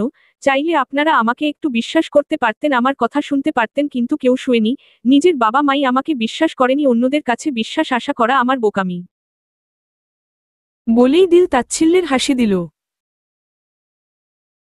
দিলের কথা শুনে মিসেস দিলারার ও বুক কেঁপে উঠল আর মনে ভাবনা আসলো, সে কি আসলেই তার মেয়ের কথা না শুনে ভুল করল? তার কান্না আসতে চাইল, তাও তিনি নিজেকে সামলালেন। এইবার দিল আফাজ খান আর আবসুরার সামনে এসে দাঁড়ালো আর বলল, তোমরা তো পুরাটা সময় চুপ ছিল, তোমাদের অভিযোগ নেই? আপ্পি আর মেজো আব্বু? আফাজ খান হুট করে দিলকে জড়িয়ে ধরলেন আর বললেন, আমার মেয়ে এমন করতে পারেই না আমার বিশ্বাস। কিন্তু আমি নিরুপায় মা, তোকে আমি এই মুহূর্তে সাহায্য করতে পারছি না। বাড়িটা যদি আমার একা হতো আমি তোকে কোনোদিনও যেতে দিতাম না। আমি জানি একটা মেয়ের বাহিরে একা স্ট্রাগল করা কতটা কষ্টের। আমাকে ক্ষমা করে দিস মা, কিন্তু যারা তোকে এত কষ্ট দিয়েছে তাদের চোখের পট্টি একদিন নিশ্চয়ই খুলবে। ওই দিন তাদের তোর আজকের চোখের প্রতিটা পানির হিসাব দিতে হবে। বলেই আফাজ খান সকলের দিকে ঘৃণার দৃষ্টিতে তাকালেন। আফাজ খান আবারও দিলকে বলল, তুই যেখানেই থাকিস না কেন দিল, তোর কোন সমস্যা হলে আমি তোকে সবসময় সাহায্য করব। এতে বাসার সবার কোনো সমস্যা হলেও তাতে আমার কোনো কিছু যায় আসে না। বলেই আবারও কঠিন দৃষ্টি নিক্ষেপ করলে আফাজ খান সকলের দিকে। আবসুরা ও দিলের এমন অবস্থা দেখে কান্না করে দিল আর বললে, আমিও আমার দিলকে বিশ্বাস করি। আমার দিল এমন মেয়ে না। শুন, তুই যেইখানে যাস না কেন আমার সাথে সবসময় যোগাযোগ রাখবি, সাথে মেজো আব্বুর সাথে। আমরা তোকে সবসময় সাহায্য করব। কেউ বিশ্বাস করুক বা না করুক, আমাদের দিল যে এমন না আমরা জানি। এইবার আবসুরাও ঘৃণা দৃষ্টি দিলেন হৃদ্যর দিকে। তারপর আবসুরা আবারও রাগী চোখে বলল, আর যে ভালোবাসার বিশ্বাস নেই সে ভালোবাসা তোর মতন পবিত্র ফুলের এর জন্য না। আমি দোয়া করি একদিন তুই অনেক বড় হবি আর সকলের মুখের উপর তাদের জবাব দিয়ে দিবি। দিলের মনে এত কষ্টের মধ্যেও একটু শান্তি লাগছে, কারণ সবাই অবিশ্বাস করলেও তার আপ্পি আর মেজো আব্বু করেনি। এইবার আবসুরা দিলের ফোন দিলের হাতে দিয়ে সাথে কিছু টাকা দিয়ে বলল, এই ফোনটা নিয়ে যা। আমি জানি তোর আত্মসম্মান কতটুকু, এই বাড়ি থেকে এখন এক আনাও নিবি না। তাই এই বাড়ি থেকে শুধু ফোন আর এইটুকু নে। আর এই টাকা আমার জমানো, তাই ছিল। বলেই আবসুরা দিলকে জড়িয়ে ধরল। আর হৃদ্য এসব দেখে উপরে চলে গেল আর হৃদজ্বর যাবার দিকে দিল অসহায় চোখে তাকিয়ে রইল আর মনে মনে ভাবল, ওহে প্রিয়, একটিবার যদি বিশ্বাস করতে, তাহলে হয়তো আমাদের জীবনের পথচলটা অন্যরকম হতো। তুমি জানতেও পারলে না আমাদের বাচ্চাদের আগমনের কথা। আমি জানি, আমি বললেও তুমি বিশ্বাস করতে না, কারণ আমি যে তোমার ঘৃণার তালিকায় চলে গেছি। কথাগুলা দিল চোখ ভরা পানি নিয়েই ভাবল। তারপর দিল কোনো দিকে না তাকিয়ে দৌড়ে খান বাড়ি ত্যাগ করল। আর সে মনে মনে প্রতিজ্ঞা করল, এই বাড়িতে কোনোদিন ও সে পা রাখবে না। লাগলে সে মরে যাবে, না খেয়ে থাকবে, তাও আর কোনোদিন আসবে না। আফাজ খান আর আবসুরা দিলের জন্য নীরবে চোখের পানি ফেলতে লাগলেন, আর তাদের একটাই চিন্তা, মেয়েটা কিভাবে চলবে, কোথায় যাবে, কি খাবে। দিল খান বাড়ি থেকে বের হয়ে একটা রাস্তার আপন মনে হাঁটছে। তার জীবন নিয়ে তার কোনো অভিযোগ নেই, সে আসলেই পাপিষ্ঠা। এখন সে এটা মানে, না হলে তার সাথেই কেন এমন হয়। হৃদু যাকে এত ভালবাসল সে ওকে বুঝল না, বিশ্বাস করল না, বাবা মা তারা ও করল না, তাহলে তার বেঁচে থাকার মূল্য কি। এসব ভেবেই চোখের পানি ফেলছে। হঠাৎ তার কিছু মনে হলো, সে তো এখন একা নেই, তার সাথে তার বাচ্চারা আছে। তার এখন এই বাচ্চাদের জন্য হলেও বাঁচতে হবে, তাদের মানুষ করতে হবে, নিজের লক্ষ্যে পৌঁছাতে হবে। এসব ভাবেই দিল একটা বাসে উঠে পড়ল। দিল জানার চেষ্টা করল না বাস কোথায় যাচ্ছে, তার জানার ইচ্ছাও নেই। চুপচাপ বাসে উঠে জানালার পাশের সিটে বসে পড়ল। হঠাৎ দিল একটা কণ্ঠস্বর শুনে সামনে তাকালো, আর দেখল তার সামনে দাঁড়িয়ে আছে একজন সুদর্শন পুরুষ। দেখতে সাদা না হলেও উজ্জ্বল শ্যামলা, বয়স 28-29 হবে হয়তো। লোকটা বলল, আশেপাশে সব সিট বুক হয়ে গিয়েছে, আসলে আপনার পাশের এই জায়গায় তাই খালি দেখলাম, আমি কি আপনার পাশে বসতে পারি। দিল লোকটার একবার তাকিয়ে আবার বাহিরে দৃষ্টি নিবন্ধ রেখেই ছোট করে উত্তর দিল, জি। দিলের বলতে দেরি, লোকটার বসতে দেরি হয়নি। লোকটা বসেই দিলের দিকে হাত বাড়িয়ে বলল, হেলো মিস, আমি আহাদ মীর, আপনি। দিল এইবার ব্রু কুঁচকে লোকটার দিকে তাকালো আর বলল, আমি কি আপনাকে চিনি? যেইভাবে কথা বলছেন লাগছে কতদিনের পরিচয় আমাদের। আবার হাত বাড়াচ্ছেন, লজ্জা শরম নেই নাকি, আজব লোক। আহাদ এইবার মাথা চুলকে হাসি দিয়ে বলল, আসলে বাসে ওঠার পর পর আপনাকে দেখলাম কেমন যেন দুঃখী দুঃখী মুড বসে আছেন, তাই ভাবলাম একটু আপনাকে হাসানো যাক। আমার আবার মানুষের মন খারাপ দেখতে একটুও ভালো লাগে না, তাই এখন চটপট আপনার নাম বলুন। দিল এইবার বিরক্ত মুখে বলল, আবহারা খান। দিল তার দিল নামটা বলল না, কারণ সে এই নাম নিয়ে আর কোথাও চলবে না। যেহেতু তার জীবনের অধ্যায় নতুন, তাই নামটাও নতুনই হোক। আহাদ ব্রু নাচিয়ে আবার বলল, আপনারা খান বংশের? দিল কোনো উত্তর দিল না, বাহিরে দিকে তাকিয়ে রইল। তার শরীর খারাপ লাগছে এখন। আহাদ বুঝল যে কিছু একটা হয়েছে এই মেয়ের। সে আবার বলল,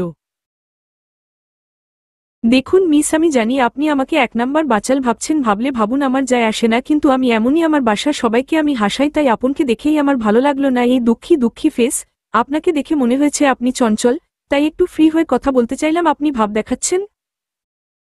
আপনি জানেন এই আহাদ মীরের জন্য কত মেয়ে পাগল? বলেই আহাদ একটা ভাব নিল। দিল এইবার হাত জোর করে বলল, প্লিজ আমার বাপ একটু থামুন, আমার মুড ঠিক করতে আপনাকে বলিনি আমি। আর কি শুরু করেছেন? আপনাকে চিনি না জানি না, আপনিও আমাকে চিনেন না জানেন না, কিভাবে এত কথা বলছেন? আহাদ একটু মলিন গলায় বলল, আপনাকে দেখে আমার অনেক ভালো মনের মানুষ মনে হলো, তাই কথা বললাম, না হলে আমিও কারোর সাথে উপরে পড়ে কথা বলি না। আর কিসের বাপ? আমাকে দেখতে আপনার বাপের মতো লাগে? আমি কত সুন্দর হ্যান্ডসাম ছেলে। দিল এইবার রাগে দুঃখে তার সিট থেকে উঠতে যাবে, তখনই সে মাথা ঘুরান দিয়ে পড়তে নিল। কিন্তু তার আগেই আহাত ধরে ফেলল আর বলল, মিস আবহারা, কি হয়েছে আপনার? আপনি কি অসুস্থ? সরি, আমি আর বকবক করব না, বলেই দিলকে তার সিটে বসিয়ে দিল। আহাদ বলল, কোনো সমস্যা নেই, আপনার কি হয়েছে আমি এখনই বের করে ফেলছি। বলেই আহাদ তার ব্যাগ থেকে তার ডাক্তারি সব জিনিস বের করল।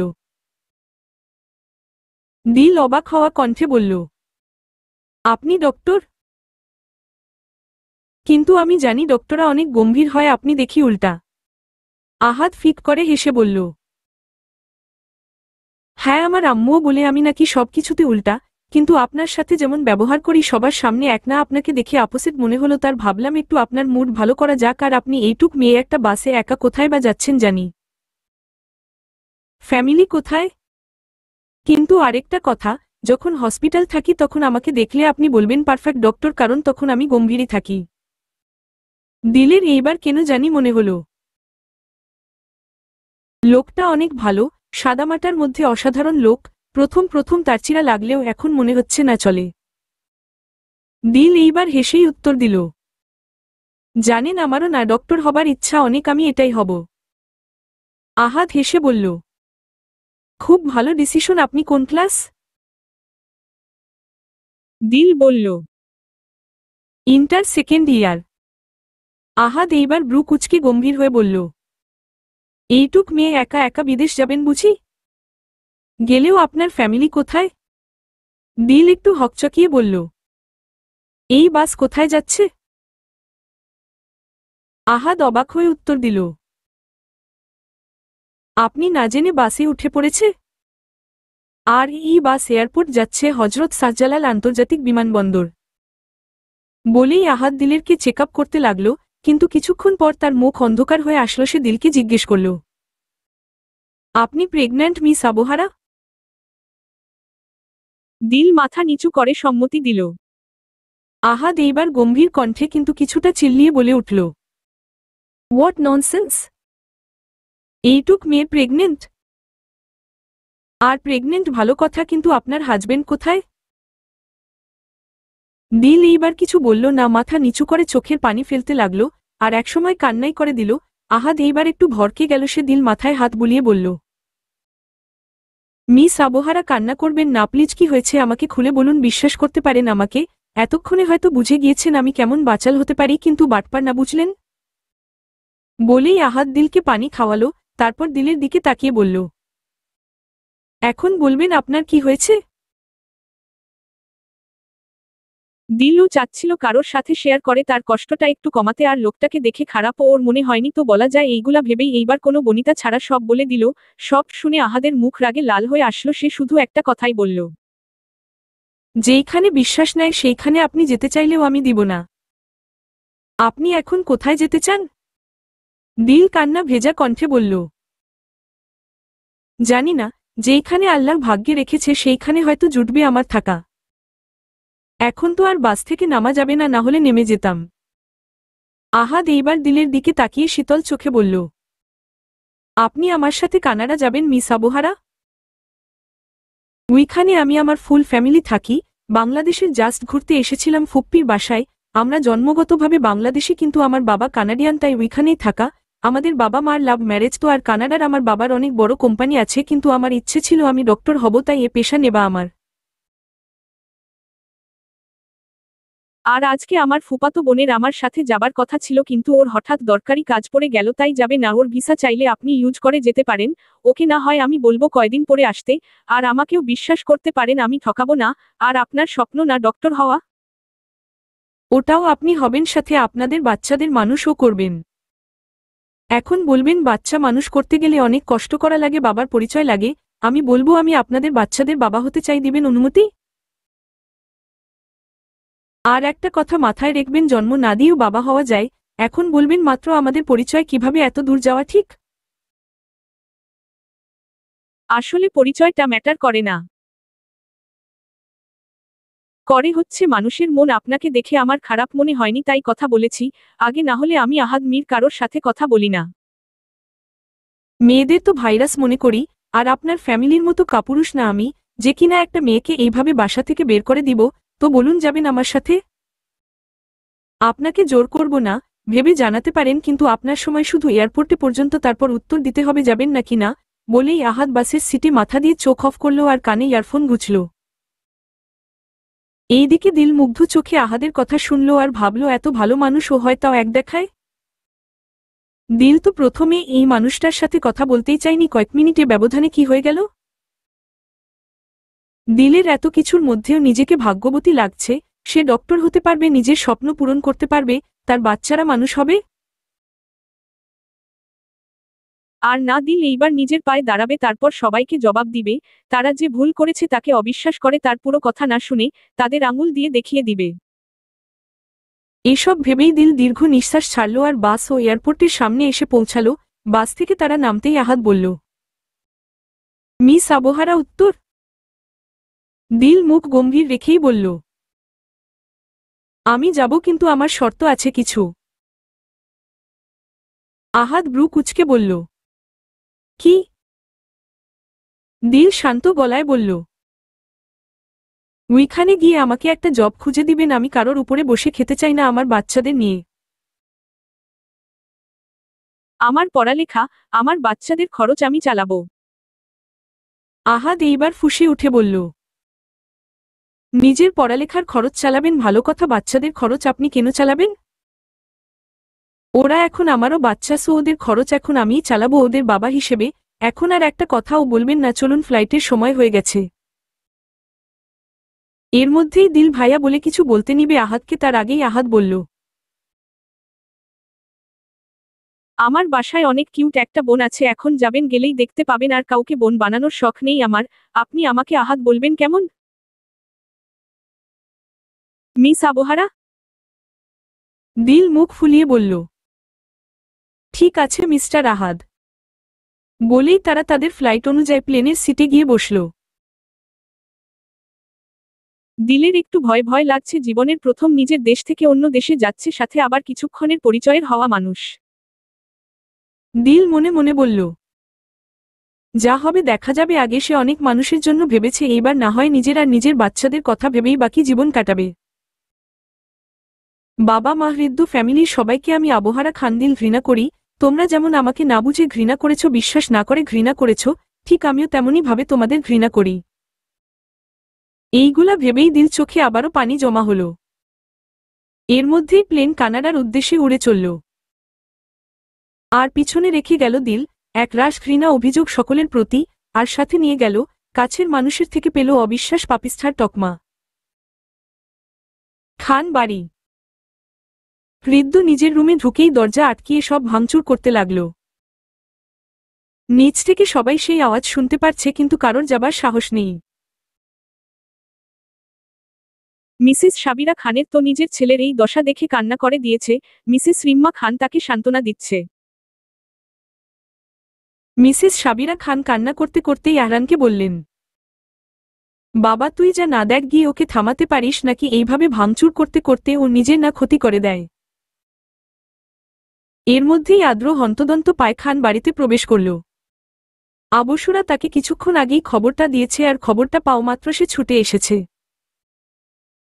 তাকে দেখে সাবিরা খান জড়িয়ে ধরে কান্না করতে করতে বললেন, বাবা দিল আমার ছেলেকে পুরোপুরি ভেঙে দিয়েছে, বাবা ও আমার ছেলেকে ধোঁকা দিয়েছে। আদ্র মিসেস সাবিরা খানকে জড়িয়ে ধরে সান্ত্বনা দিতে দিতে বললেন, মামনি প্লিজ শান্ত হও, তোমাদের কোথাও ভুল হচ্ছে, দিল এমন মেয়ে না, তোমার তো জানো। মিসেস সাবিরা এইবার ফুঁসে উঠলেন, খবরদার ওই দিলের নাম মুখে নিবি না, ওর জন্য আজকে এই দশা। আমার ছেলে ওর কিসের কমতি রেখেছিল, অন্য ছেলের কাছে ও গিয়েছে, তাও আমি জিজ্ঞেস করেছিলাম কোথায় যাচ্ছিস, সে আমাকে মিথ্যা বলে গিয়েছে। এইবার আদ্র মিসেস সাবিরা খানকে শান্ত হতে বলে আহরান নিয়ে উপরে চলে গেল। হৃদ্য রুমের সামনে এসেই আহরান প্রথমে ডাকল, হৃদ্য দরজা খুল, কি করছিস? মাথা ঠিক আছে তোর? হৃদ্য ভিতর থেকে গর্জে ওঠা কণ্ঠে বলল, তোরা চলে যা, আমাকে একা থাকতে দে। এইবার আদ্র আহরানকে চোখের ইশারায় চলে যেতে বলল, মানে সে সব সামলে নিবে। আহরান ও মাথা নাড়িয়ে চলে গেল। আর আদ্র এইবার নিজের গলা পরিষ্কার করে হৃদ্যকে ডাকল, হৃদ্য আমার ভাই। আমি আদ্র প্লিজ দরজাটা খুল, তারপর আমরা না হয় শান্ত মাথায় কথা বলি। এই রকম করলে সব সমাধান হবে না। আদ্রর কথা শেষ হতেই হৃদ্য দরজা খুলে দিল, আর দরজা খুলে দিলে সে ফ্লোরের এক কোনায় বসে পড়ল। আর আদ্র ভিতরে ঢুকে দেখে রুমের অবস্থা একদম নাজেহাল, চারপাশের কাচের ছিন্ন ছিন্ন অংশ পড়ে আছে, হৃদ্যর হাতও কেটে গিয়েছে, কিন্তু সেই দিকে তার খেয়াল নেই। এবার আদ্র ড্রয়ার থেকে ফার্স্ট এইড বক্স নিয়ে আদ্র একদম হৃদ্যর পাশে বসে পড়ল আর হাতে ব্যান্ডেজ করতে লাগলো আর বলল, তোর মাথা ঠিক আছে হৃদ্য? দিলকে তোর এমন মেয়ে মনে হয়? কিভাবে পারলি একটা মেয়েকে বাসা থেকেই বের করে দিতে? দিলের কথাটা অন্তত শুনতি। সামান্য এক ভিডিওর ভরসা তুই এত বড় একটা কাজ করলি? নিজের ভালোবাসায় ভরসা নেই তোর? হৃদ্য এইবার চিল্লিয়ে বলল। না, নেই ভরসা আমার। ওই ভিডিওটা কি মিথ্যা ছিল? ও কেন ওই ছেলের সাথে দেখা করতে গিয়েছিল? আমাকে তো বলে যায়নি, ইভেন আম্মুকেও মিথ্যা বলে গিয়েছে, তাও এখন বলবি? ও ভালো ধোঁকাবাজ না? এইটুক বলেই হৃদ্য বাচ্চাদের মতো কান্না করতে করতে আদ্রর কোলে শুয়ে পড়ল আর বলল, আদ্র, আমার বুকটা ছিঁড়ে যাচ্ছে কেন, এত কষ্ট হচ্ছে কেন? ওই ধোঁকাবাজের জন্য? বলতে পারবি? আমি ওকে অনেক ভালোবাসি আদ্র, কিভাবে থাকবো ওকে ছাড়া? ও আমাকে ওর সাথে বেঁচে থাকা শিখিয়েছে, ওকে ছাড়া থাকা তো শিখিয়ে যায়নি। আমার খুব কষ্ট হচ্ছে আদ্র, কিসের কমতি রেখেছিলাম আমি ওর? কেন ধোঁকা দিল? জানিস ও লাস্ট যখন বলেছিল একবার জড়িয়ে ধরতে দিবে, তখন আমার হৃৎপিণ্ড কতটা জোরে বিট করেছিল জানিস? কেন এমন করলো ও আদ্র, কেন? আদ্র নিজের প্রাণপ্রিয় বন্ধু প্লাস ভাইয়ের এমন কান্না দেখে সেও নিজেকে আটকে রাখতে পারল না, তাও চোখ দিয়ে পানি পড়তে লাগলো, কারণ সে হৃদ্যকে কখনোই এতটা দুর্বল হতে দেখিনি, আর আজকে হবে নাই বা কেন? ভালোবাসার কাছে পৃথিবীর সমস্ত কিছু দুর্বল। এইবার আদ্র হৃদ্যকে ধরে উঠিয়ে বলল। হৃদ্য যা ফ্রেশ হয়ে যায়, কোনো কথা শুনতে চাই না, যা ওয়াশরুমে বলেই হৃদ্যকে জোর করে ওয়াশরুমে পাঠালো। আর আয়রাকে ডেকে বলল, মিনা আন্টিকে পাঠিয়ে দিয়ে রুমটাকে পরিষ্কার করার জন্য। আয়রা ও মাথা নাড়িয়ে বলল, সে পাঠাচ্ছে। এইদিকে একটা রুমে জোরে জোরে হাসছে রুশি, তার আজকে মনে হয় ঈদ। সে আরাম করে বিয়ার খাচ্ছে আর হাসছে আর বলছে, শান্তি শান্তি, অবশেষ আলাদা করতে পেরেছি আমি। এতদিনের বাসনা আমার সফল। হৃদ্য যেহেতু আমার হয়নি, তাহলে আর কারোর হবে না, আমি হতেই দিব না। রুশিকে অপমান করার ফল দেখো এখন কেমন হয়। যাক, এইবার সব বাদ, এখন একটু শান্তিতে দিন কাটাতে পারবো বলেই আবার হাসতে লাগলো রুশি। প্লেন মাত্র ল্যান্ড করেছে কানাডার এয়ারপোর্টে, আহাদ তার মিস আবহারাকে ধরে নামাচ্ছে, কারণ প্লেনে আহাদ দিলকে জোর করে খাবার খাইয়েছে, যেটা দিল বমি করে আহাদের শরীরে ভাসিয়েছে। আহাদ নির্দ্বিধায় সেটা পরিষ্কার করেছে, দিলকে কোনো বকাও দেয়নি, যা দেখে দিল অবাকের উপরে অবাক হচ্ছে, আর ভাবছে এই লোকটা এত ভালো কেন? এইবার আহাদ এয়ারপোর্ট থেকে বের হয়ে একটা ট্যাক্সি ধরে সোজা শপিং মলে ঢুকল দিলকে নিয়ে। দিল তো অবাক হয়ে সব দেখছে, তার কাছে সব স্বপ্ন লাগছে, সবকিছু এত সুন্দর। কানাডা আসলেই একটা স্বপ্নপুরী। আহাদ এইবার দিলকে জিজ্ঞেস করল, বলুন মিস আবহারা, আপনি কি পড়তে কমফোর্টেবল? একবারে আপনার জন্য ড্রেস কিনেই বাসায় জন্য রওনা দেই। দিল একটু কাচুমাচু হয়ে বলল, আপনার যা ইচ্ছা মিস্টার আহাদ। আহাদ টিটকারি মেরে বলল, আমার যা ইচ্ছা? দিল এইবার বিরক্তটিতে কপাল কুঁচকে বলল, উফ অফ, আচ্ছা, টপস কিনে দেন দুইটা তাহলেই হবে। আহাদ এইবার দিলকে নিয়ে একটা দোকানে ঢুকল, কিন্তু দিলকে আর কিছু জিজ্ঞেস করল না। যেই দোকানে ঢুকল সেইখানে মেয়েদের মিনিমাম সব পাওয়া যায়, সে এইবার সোজাসুজি দোকানদারকে ইংলিশে বলল, 10 tops, 5 night dresses, 7 gowns, pack all that I said, and if you need the size, take it from the person standing in front of you. And of course, you want all the clothes to be beautiful, so think carefully. দোকানদার ও আহাদের মতো ইংলিশেই বলল, wait minute sir, I am giving everything now. Ahad বলল, okay. দিলের তো মাথায় হাত, সে এইবার আহাদের হাতে গুথা দিতে দিতে বলল, এত কিছু কার জন্য নিচ্ছেন? পাগল নাকি? আহাদ এইবার চোখ গরম করে বলল, মিস আবহারার জন্য নিচ্ছি। আপনার কোনো সমস্যা? চুপচাপ থাকুক, না হলে এইখানে ফেলে চলে যাব। এইবার দিল অসহায় মুখে আহাদ দিকে তাকিয়ে তাকে মনে মনে বকতে লাগল। কিছুক্ষণের মধ্যেই দোকানদার আহাদের কথা মতো সকল কিছু প্যাকেট করে এনে দিলেন। আর প্যাকেটটা নিয়ে আহাদ দিলের হাত ধরে শপিং মল থেকে বেরিয়ে তার বাসার ড্রাইভারকে কল দিয়ে বলল, তাকে এসে ড্রপ করতে। 5 মিনিটের মধ্যে গাড়ি এসেও গেল। আহাদ দিলের হাত ধরে গাড়িতে গিয়ে বসল। আর গাড়ি চলাও শুরু হলো। দিল এইবার মুখ খুলল। কোথায় যাচ্ছি আমরা মিস্টার আহাদ? আহাদ দিলের দিকে তাকিয়ে দিলের মাথা নিজের কাঁধে দিয়ে বলল, ঘুমান, আপনি খুব অসুস্থ মিস আবহারা, বেশি কথা বলবেন না। দিলের প্রথমে আহাদের কাঁধে মাথা রাখতে অস্বস্তি হচ্ছিল, কারণ সে হৃদ্য ছাড়া কোনোদিন কোন ছেলের সংস্পর্শে যায়নি, কিন্তু আহাদের ছোঁয়া তার কাছে কোনো বাজে কিছুর ইঙ্গিত দেয়নি। তাই সে আর মাথা তুলল না, কিন্তু মাথা রাখা অবস্থায় আবার প্রশ্ন করল, বলুন না কোথায় যাচ্ছি?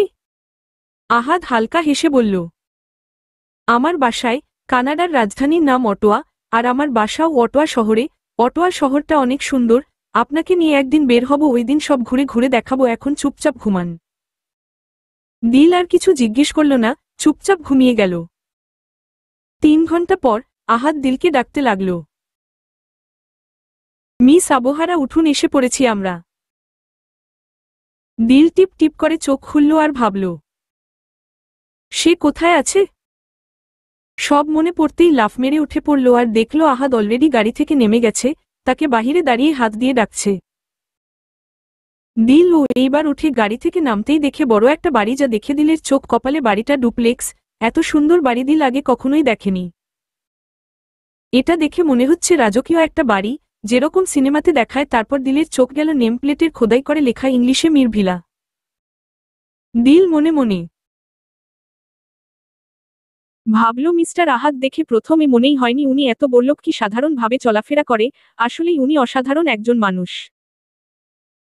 এইগুলা ভাবতেই আহাদ দিলকে বলল, চলুন মিস আবহারা, ভিতরে যাওয়া যাক। বলেই আহাদ আর দিল ভিতরে গেল। ভিতরে ঢুকতেই দেখল পেল দিল বাড়ির চারপাশে ফুলের গাছ, সুইমিং পুল, যা দেখে দিলের মনে হলো আসলেই এটা একটা স্বপ্নপরী, সবকিছু অসাধারণ সুন্দর। আহাদ দিলকে নিয়ে সোজা বাসার ভিতরে ঢুকে পড়ল, আর ঢুকতেই দিলের চোখ গেল সোফায় বসে থাকা এক অর্ধবয়সী সুন্দরী মহিলার দিকে। মহিলাটি আহাদ এসে জড়িয়ে ধরল আর বাংলায় বলল,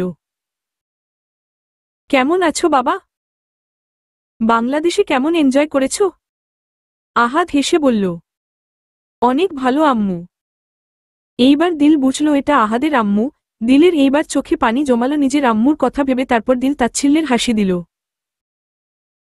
যেইখানে বিশ্বাস নেই সেইখানে আবার মা। হঠাৎ আহাদের আম্মু মানে মিসেস রাইসা মীরের চোখ গেল দিলের দিকে, আর ব্রু কুচকে তিনি আহাদকে জিজ্ঞেস করল, এই মেয়েটা কে আহাদ? তুই আবার বিয়ে করে নিয়ে আসিস নাই তো? আহাদ তার আম্মুকে জড়িয়ে ধরে মিষ্টি হেসে বলল, না আম্মু, তেমন কিছু না, সোফায় বসো, তোমাকে সব বলছি। মিসেস রাইসা মীর সোফায় বসতেই হঠাৎ উপর থেকে ভাইয়া ভাইয়া বলে সুন্দর টেরাবেকা ডিজাইন করা সিঁড়ি দিয়ে নেমে আসছে আহাদ মীরের একমাত্র ছোট আদরের বোন রামসা মীর। দিল রামসার দিকে তাকাতেই তার মুখ দিয়ে মাশাল্লাহ বের হয়ে আসলো, কারণ একদম পুতুল, দুধে আলতা গায়ের রং, বয়স হয়তো 15-16, ফেসটা একদম কিউট পুতুলের মতো, সাথে পড়েছে মিকি মাউসটি শার্ট। হঠাৎ দিলের নিজের কাণ্ড মনে পড় গেল, সেও মিকি মাউসটি শার্ট পরে বাসায় কত লাফিয়েছেন। এর মধ্যেই রমসা এসেই আহাদকে জোরে জড়িয়ে ধরল। আহাদ ও তার আদরের বোনকে নিজের বুকের সাথে আগলে নিল আর দিলের দিকে তাকিয়ে বলল, বলেছিলাম না আমার বোন আছে, এই যে আমার বোন, ওর নাম রামসা মীর। দিলটা শুনে মুচকি হেসে বলল, হ্যাঁ ও অনেক কিউট। রামসা এইবার হেসে বলল, ভাইয়া এটা কে? ভাবি নাকি বিয়ে করে এসেছ? উম্মম, কাহিনী কি? আহাদ বলল, সব বলছি কাহিনী। বলেই মিসেস রাইসা মীরকে জড়িয়ে ধরে দিলের সাথে ঘটে যাওয়া সমস্ত কাহিনী বলল, যা শুনে রাইসা মীর সহ রামসার চোখে পানি এসে পড়ল। এইবার রামসা গিয়ে দিলকে জড়িয়ে ধরে বলল, তুমি আমাদের সাথেই থাকবে ওকে? ওইসব পচা মানুষদের কাছে যাওয়া লাগবে না, আজকে থেকে তুমি রামসা মীরের আরেকটা বড় বোন আবহারা খান। ওকে। এর মধ্যেই মিসেস রাইসা মীর এসেও দিলকে জড়িয়ে ধরল আর বলল, একদম চিন্তা করবে না তুমি মা, এখন থেকে তুমি আমার আরেকটি মেয়ে। এক মা তোমাকে বিশ্বাস না করলেও আর এক মা তোমাকে বিশ্বাস করে, তুমি আমাকে মামুনি বলে ডাকবে। ডাকবে তো? দিল চোখ ভরা পানি নিয়ে মিসেস রাইসা মীরকে জড়িয়ে ধরল আর কান্না করতে করতে বলল, জি মামুনি, আমি অনেক ভাগ্যবান, আপনাদের মতো মানুষের দেখা পেয়েছি। আল্লাহ বুঝছে আমার কোনো দোষ ছিল না, তাই আপনাদের মতো ভালো মানুষের সাথে দেখা করিয়ে দিয়েছে আমাকে। সাথে দিল হেসে রাইসা মীরকে বলল, আমাকে যখন মেয়ে মেনেছেন তখন আমাকে তুই বলতে হবে। মিসেস রাইসা মীর দিলের কথায় হেসে দিয়ে বলল, পাগলি মেয়ে আমার, অবশ্যই তোকে তুই বলবো, কিন্তু তোর আমাকে তুমি বলতে হবে, আর এই বাসাকে নিজের বাসার মতো করে দেখতে হবে, কোন অস্বস্তি ফিল করলে চলবে না। দিল হেসেই বলল, আচ্ছা মামনি। এর মধ্যেই রামসা চিল্লিয়ে বলল, ইয়ে আমার বোন এসেছে, আহোহো দারুণ দারুণ রান্না করো, আজকে সেই খাওয়া হবে। বলেই দিলকে জড়িয়ে ধরল আর বলল, তোমাকে আমি কি বলে ডাকব? দিল আবারও হেসে রামসাকে জড়িয়ে ধরে বলল, আপ্পি বলে ডেকো।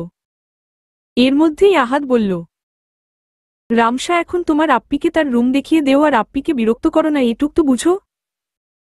তোমার আপ্পির বাবু হবে, তার রেস্ট প্রয়োজন।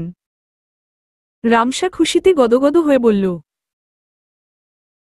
নো সমস্যা, আমি ফুপ্পি হব ইহো, আর আম্মু দাদুমণি, বাবা দাদামনি তুমি পাপা। বলেই দিলকে জড়িয়ে ধরে চুমু দিল দিলের গালে। আর দিলের চোখ দিয়ে তো সেই কখন থেকে পানি পড়ছেই, কারণ সে এতটাও এক্সপেক্ট করেনি এত তাড়াতাড়ি তাকে আহাদের পরিবার মেনে নিবে। সে তো ভেবেছিল অনেক কাহিনী হবে। আসলেই তারা অনেক ভালো মানুষ, আমি আল্লাহর কাছে হাজারবার শুকরিয়া আদায় করলেও কম হবে, কারণ এত ভালো মানুষের দেখা পাইয়ে দিয়েছে আমাকে, সাথে একটা বোন আর মায়ের মতো মামুনিও দিয়েছে। এসব ভেবেই দিল রামসাকে জড়িয়ে ধরল আর আহাদের দিকে তাকালো, দেখল আহাদ তার দিকেই তাকিয়ে আছে, যা দেখে দিল আহাদকে মিষ্টি একটা হাসি উপহার দিল। এর মধ্যেই রাইসা মীর রামসাকে বলল, ছাড়ো এখন তোমার আপ্পিকে, অনেক জার্নি করে এসেছে এত দূর, আগে রেস্ট নেক তারপর কথা বলবে। বলেই দিলের মাথায় হাত বুলিয়ে বলল, যা মা, ফ্রেশ হয়ে নিচে আয়, তারপর মামিয়ের অনেক কথা হবে। দিলও মাথা নাড়িয়ে উপরে গেল রামসার সাথে। ওরা যেতেই আহাদকে রাইসা মীর বলল, এতদিনে ভালো এক কাজ করেছিস বাবা, আমি তোর কাজে খুশি হয়েছি। মেয়েটার কত জানি কষ্ট হয়েছে, এত অবিশ্বাস কারো ফ্যামিলি করে। মেয়েটা দেখতে কি মিষ্টি, কিভাবে তারা পারল এইটুক মেয়েকে বাসা থেকে বের করে দিতে, আবার মেয়েটা প্রেগন্যান্টও। আহাদ দীর্ঘ নিঃশ্বাস ফেলে বলল, সবও তো বললাম আম্মু, আর কি বলবো। বিশ্বাস প্রয়োজন, যেটা উনার ফ্যামিলি উনাকে করেনি, উনার কথা শুনতে পর্যন্ত চায়নি উনারা। মিসেস রাইসা মীর এইবার রেগে বললেন, আবহারাকে যখন আমি নিজের মেয়ে বলেছি, ও আমার মেয়ে, ও যদি কোনোদিন ওর ফ্যামিলির কাছে যেতেও চায় আমি দিব না। ফুলের মতো পবিত্র মেয়েকে ওরা কষ্ট দিয়েছে, ওরা একদিন বুঝবে কি হারিয়েছে। আহাদ চোখ অফ করে বলল, ঠিক বলেছ আম্মু, মিস আবহারা আসলেই ফুলের মতো পবিত্র, না হলে যেই আহাদ মীর কোনো মেয়ের সাথে কথা বলেনি আজ পর্যন্ত, উপরে পড়ে সে এই পিচ্ছি মেয়ের সাথে বলেছে, তাও আবার হেসে হেসে। ও আসলেই আলাদা আম্মু। মিসেস রাইসা মীর মুচকি হেসে ছেলের দিকে তাকিয়ে বলে, আবহারাকে ভালো লাগে তোর? আহাদ এইবার হেসে বলল, কি যে বলো আম্মু, উনি ম্যারিড, আর ভালো লাগা বলতে উনি খুব মায়াবতী কিউট মেয়ে, যেই কারোর ওনাকে ভালো লাগবে, কিন্তু সব ভালো লাগা সবসময় প্রশ্রয় দিতে নেই, কারণ পৃথিবীতে অপূর্ণতা বলতে কিছু শব্দ আছে। আহাদ তার আম্মুর সাথে খুব ফ্রি, তাই আম্মুকে এইভাবে সব বলতে পারল। মিসেস রাইসা মীর ছেলের অনুভূতি হয়তো বুঝলেন, সে এইবার কথা ঘুরিয়ে বলল, বাবা হচ্ছিস, কেমন ফিল করছিস? আহাদ এইবারও হেসে বলল, খুব ভালো। বাচ্চা না জন্ম দিয়েও বাবা হচ্ছি, এর চেয়ে খুশি কি হতে পারে? আমি ইনশাল্লাহ ওদের আসল বাবা না হলেও যজ্ঞ বাবা হয়ে দেখাবো। বলেই রাইসা মীরকে জড়িয়ে ধরে আবার বলল, এইবার ফ্রেশ হয়ে আসি, খুব ক্লান্ত লাগছে আম্মু। রাইসা মীর ছেলের মাথায় হাত বুলিয়ে বলল, যা বাবা। তারপর আহাদ উপরে চলে গেল। আর রাইসা মীর দীর্ঘ নিঃশ্বাস ছাড়লেন আর ভাবলেন, তার ছেলে যেন সবসময় এইভাবেই হাসি খুশি থাকে। লাগলে আবহারাকে তার কাছে সারাজীবন রেখে দিবে, তাও তার ছেলের হাসি যেন সবসময় থাকে।